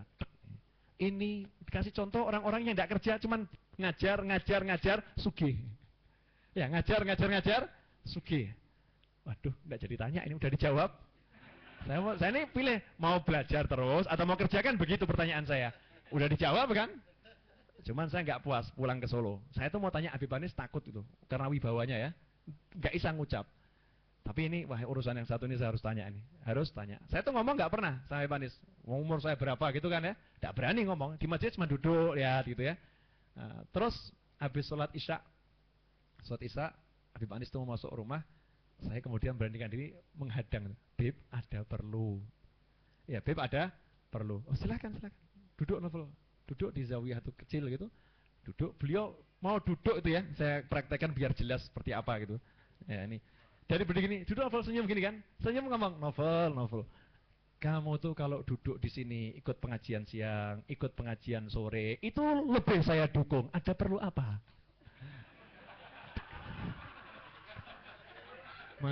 Tuh ini sekak mati ini kan ya. Tapi yang namanya novel bin Muhammad Aidrus kan nggak mau kalah, langsung ngarang soal fikih gitu kan di otak. Bib mau nanya, kalau ada permasalahan begini dalam fikih itu jawabannya gimana gitu ya. Padahal Habibnya juga paham ini saya ini kan cuma cari-cari gitu ya. Ya dijawab begitu ya. Jawabannya begini ya sampai ada ketok dari dalam dipanggil masuk, ada yang perlu di dalam. Saya permisi ya, enggak maaf yang banyak saya dipanggil dalam. Enggak apa, enggak apa, cukup. Alhamdulillah, alhamdulillah bisa menghindar. Nah ini contoh gitu ya, contoh kenapa istilahnya sampai saya fokus di ceramah dan lain sebagainya, karena memang ada guru yang mengarahkan. Kamu di sini, gitu. Ya kamu di sini. Nah ini kalau saya nuruti bisikan saya, jangan dikira saya nggak punya bisikan. Oh ini bisikan saya ini sekarang ini pengen buka penerbitan yang serius, penerbitan. Udah ceramah, tinggalkan, duduk, nulis. Kamu nulis yang baca orang bisa ribuan yang baca. Sampai kamu meninggal dunia tetap dibaca sama orang. Ini pahalanya lebih banyak. Duitnya juga banyak itu. Penerbit ini, apalagi kalau nama kamu udah dikenal banyak orang, ini mulai ini syaitan rajim ini ya. Ini kelihatannya kan bisikannya bagus ya. Kelihatannya bagus. Tapi di balik itu apa? Fulus. Ya di balik itu masih ada bisikan orientasinya itu duit. Jadi kita usaha jujur apa nih orientasi? Oh duit nih, orientasinya duit nih, ujung-ujungnya D nih. Ya, ujung-ujungnya D nih. Berarti ini bukan karena Allah dan belum ada perintah dari atasan. Maksud dari guru-guru gitu ya. Udah sekarang berhenti ceramah. Kecuali nanti kalau ada perintah mimpi Rasulullah SAW, novel sekarang berhenti ceramah, masuk kamar, zikir yang banyak, tak tinggal semua. Ya kalau ada perintah seperti itu, tapi enggak. Yang ada ya anjuran dari ulama itu terus suruh berdakwah sampai didatangi saya, apapun yang terjadi tidak boleh berhenti ceramah. Ibu saya ngomong lagi, kalau sampai kau berhenti ceramah, mama tidak ridho dunia akhirat. Aduh, ya Allah ini. Ya, karena banyak ujian tuh kadang kan anak muda itu sudahlah biar diambil semua ustadz yang ada biar ceramah. Saya tak jadi santri aja, baca buku, nulis buku udah cukup kan bisa gitu ya. Cuman ibu saya kalau berhenti ceramah tidak ridho dunia akhirat. Nah ini contoh Allah menunjukkan kamu makomnya di sini gitu. Ya kamu makomnya di sini. Ini kan contoh nyata dalam kehidupan. Nah masing-masing kan punya kasus tersendiri ya, kasus tersendiri. Jangan karena satu masalah, dua masalah, kemudian peran yang diberikan Allah kita tinggalkan gitu. Ya kita tinggal, jangan sampai itu ujian di peran tersebut. Kadang jadi guru. Saya ditanyai satu pendengar ya di majelis, Ustaz saya mau tanya, saya itu ngajar di sekolah, cuman sekarang saya nggak kuat ngajar lagi. Kenapa? Itu kalau saya di kelas itu muridnya bandel-bandel, nakal-nakal. Saya udah nggak kuat ngajar seperti itu. Gimana Ustaz? Loh salah kamu.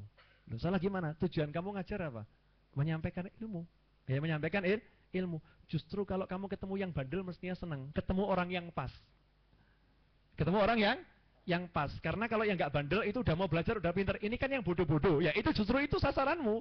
Mestinya alhamdulillah yang saya cari ada. Mestinya begitu. Ya kan ini yang saya cari ini. Ketemu saya. Kalau ketemunya yang nurut-nurut, pintar-pintar, itu udah biasa. Itu udah biasa. Nggak usah diajar pun dia akan belajar. Ini yang susah-susah ini yang saya cari. Ini kalau tidak saya akhiri ngomong terus susah ini. Tahu Sayyid Ahmad Zaini Dahlan? Sayyid Ahmad Zaini Dahlan, mufti Syafi'iyah di Mekah Al-Mukarramah ya, yang zaman dahulu. Sayyid Ahmad Zaini Dahlan ini murid dari Syekh Ad-Dimyati. Syekh Dimyati ini dari Mesir ya. Dari Mesir, di Mesir dia mimpi nanam satu pohon di Mekah. Ya, nanam satu pohon di Mekah, pohonnya jadi besar, buahnya banyak. Akhirnya berangkat ke Mekah. Dia mau mewujudkan mimpinya ini, cari siapa nih anak yang mau saya didik. Dicari, anaknya kok baik-baik semua, ada satu yang nakal. Tapi nakalnya anak-anak gitu ya. Dilihat dari mana? Luka di kakinya itu banyak. Jadi sering jatuh. Nah ketemu itu Sayyid Ahmad Zaini Dahlan, dididik sampai jadi ulama yang sangat besar. Cuman Sayyid Ahmad Zaini Dahlan ini apa yang dilakukan gurunya ditiru. Gurunya apapun ditiru. Suatu hari kelihatan gurunya ngerokok. Ya kelihatan gurunya ngerokok. Langsung Sayyid Ahmad Zaini Dahlan tiru-tiru ngerokok. Gurunya kaget dipanggil. Kenapa kamu ngerokok? Tidak boleh ngerokok. Nah, saya lihat guru ngerokok. Jadi saya ikut ngerokok. Nah sebetulnya saya tidak mau buka rahasia ini. Tapi sekarang akan saya buka. Saya itu terkadang merokok untuk mengaburkan pandangan batiniah saya. Karena kalau saya tidak merokok, waktu hal tertentu semuanya itu kelihatan. Saya nggak kuat. Ya saya nggak kuat. Bayangkan kalau kita bisa lihat aibnya orang gimana. Sampai tahu orang ini sejarahnya begini, tahu semua. Itu ada kewajiban untuk memperbaiki dia, mendakwahi dia, bimbing dia. Berat enggak gitu? Kan berat. Nah, kadang untuk mengaburkan, saya merokok, jadi agak kabur. Kamu jangan tiru-tiru saya, kamu kan belum seperti itu, belum guru. Kalau yang kita sekarang ini udah butek masih ngerokok. Udah butek, udah letek, kotor, kelihatan aja enggak gitu ya. Yang nyata aja burung gitu kan. Itu ngerokok nggak mandek. Nah, kira-kira itu buteknya seperti apa kita ya? Kotornya seperti apa? Nah, sehingga suatu saat Sayyid Ahmad Zaini Dahlan itu ngerokok. ngerokok ya. Dia mengatakan saya udah sama dengan guru saya. Ya, sama dengan guru saya. Kadang tersingkap yang luar biasa nggak kuat, terpaksa ditutup dengan merokok. Nah, ini sedikit gambaran dari tadi tajrid sama asbab. Sudah bisa paham belum ini? Ya, ini ringkas, bukan panjang lebar, ini cuman ringkas, cuman mau ngasih gambaran. Nanti insya Allah bulan depan kita kalau ada waktu, kesempatan, kesehatan, taufik kita sambung ya. Sekarang sebelum yang dari SMS, di sini ada yang mau tanya enggak? Yang langsung. Tadi juga ada yang SMS kan sebagian. Nah, ada yang mau tanya? Kalau ada saya langsung yang SMS yang masuk ya. Insya Allah. Dari 8586990 sekian. Wah, ini gayanya ya. Seperti di apa namanya? TV ya. Masya Allah. Dari 08586905 sekian. Assalamualaikum warahmatullahi wabarakatuh. Habib Novel. Waalaikumsalam warahmatullahi wabarakatuh. Bagaimana sikap kita bila menghadapi hidangan atau suguhan yang sifatnya syubhat? Doa apa sebagai penawarnya? Terima kasih. Wassalamualaikum warahmatullahi wabarakatuh. Suguhan syubhat, gak jelas halal atau haram. Suguhannya halal ya. Suguhannya halal. Ya, kalau jelas jualnya kan babi kan haram, nggak mungkin kita ambilkan ya, homer haram. Tapi ini pisang goreng, sate ayam, ya, sate kambing. Tapi syubhat, halal atau enggak ya? Halal atau enggak? Kenapa? Bisa jadi dua hal. Sumbernya nggak jelas, belinya di mana? Bisa jadi, ya, bisa jadi karena yang punya rumah yang nyuguhin orangnya itu kerjanya riba, kerjanya haram. Nah, kalau dari yang pertama tadi, was-wasnya dihilangkan. Ya, was-wasnya dihilangkan. Karena kalau kita sebagai tamu, itu yang disuguhkan sama tuan rumah itu jadi halal buat kita. Ya, jadi halal buat kita. Yang disuguhkan pada tamu itu yang syubhat-syubhat jadi halal. Tapi kalau kita pergi ke toko atau ke warung, maka kita ya tanya. Kalau disuguhkan beda loh ya. Tapi kalau pergi ke toko ke warung kita tanya. Kalau disuguhkan jangan banyak tanya, kecuali kalau muridnya sendiri nggak banyak, nggak apa-apa. Tanya sama muridnya kan nggak nyinggung perasaan ya murid. Tapi kalau tanya sama orang lain, Bapak ini satenya ini Bapak belinya di mana Pak? Wah, ini bisa tersinggung kan ya, menimbulkan permusuhan. Kemudian kalau memang yang diragukan orangnya yang diragukan, duitnya dari mana dia nih ya? Halal enggak nih duitnya nih? Ya, halal atau haram duitnya? Kan jadinya syubhat. Nah, kita lihat kalau dia punya pekerjaan yang halal. Semisal dia punya warung jual khamr. Ya, miras jual. Ya kan? Ini haram kan? Tapi di tengah-tengah itu terlihat jual gula. Jual gula. Gula halal enggak? Halal. Jual teh. Maka kita waktu makan minta sama Allah agar yang kita makan dari rezekinya yang halal. Dari rezekinya yang halal. Makanya ada doanya Allahumma ij'al hadza min halalihi. Atau kalau disukunkan Allahumma ij'al hadza min halalih. Ya Allah jadikan ini dari rezekinya yang halal. Dengan begitu yang kita makan ini jadi halal. Kecuali kalau kita tahu secara persis kerjaannya semua haram. Saya kan pernah ditanya sama satu orang, Ustaz saya ini diundang makan ke rumahnya orang yang kerjanya kredit. Gimana nih? Ya kamu cari aja kamu, kalau kamu sudah menganggap itu haram, kamu cari dia punya kerjaan yang lain apa atau tidak. Kalau dia punya kerjaan yang lain, maka ucapkan Allahumma ja'al hadza min halalih. Nah sekarang kasusnya bagaimana kalau ternyata yakin betul ini dari uangnya haram. Uangnya yang haram. Terus gimana? Ya kalau yakin dari uangnya yang haram, ya nggak usah dimakan, pakai cara. Ya pakai adab. Jangan wah ini haram, saya nggak mau. Ya itu kan nyinggung perasaan orang. Ini kan kita mau warok ini kan ya, warok. Kalau kita nggak mau warok, ya makan aja gitu. Kalau nggak warok. Kalau mau warok, jangan dimakan. Caranya gimana? Maaf, saya lagi kurang enak perut saya. Saya lagi nggak enak. Perut saya lagi tidak enak. Atau gigi saya lagi sakit. Ya, ini kan dusta sebetulnya. Tapi dustanya ini dusta untuk menghindarkan dari yang haram. Ya, untuk tidak menyakiti hatinya. Ini diizinkan dalam syariat. Nah, pernah terjadi di Singapura atau Malaysia, ada beberapa habaib gitu, Habib diundang jamuan makan, yang ngundang kebetulan orangnya terkenal rentenir nomor 1. Oh ya, rentenir nomor 1. Tapi dia punya pekerjaan lain yang halal. Ini Habibnya karena pengen dakwah, ini ya, pengen dakwah, pas hidangan siap gitu, langsung dia ambil makanan, Allahumma ja'al hadza min halalih, keras ngomongnya. Ya Allah, jadikan ini dari yang halalnya. Kebetulan yang punya rumah ini ya agak ndablek gitu ya. Agak ndablek, tapi orangnya emang lucu yang punya rumah ini. Langsung ngomong, Wallahil azim, kullu haram katanya. Demi Allah, semua ini haram. Karepmu mbok pangan apa ora ya? Terserah, mau makan enggak mau makan terserah. Semua ini haram gitu ya. Udah sekak mati enggak bisa apa-apa ini. Niatnya mau apa namanya? Mau nyadarkan, tapi yang mau disadarkan justru emosi. Ini semua haram. Enggak ada yang halal. Itu doanya Allahumma ij'al hadza min halalih. Kemudian pertanyaan selanjutnya. Setelah ucapan salam, wassalamualaikum warahmatullahi wabarakatuh. Bagaimana dengan sedekahnya orang non-Islam di mata Allah Subhanahu wa taala, Ustadz? Apakah diterima Allah dan diampuni dosanya? Ya. Orang yang tidak mau mengucapkan la ilaha illallah itu meninggal dalam keadaan seperti itu, tempatnya pasti neraka. Ya, tempatnya pasti neraka selama-lamanya.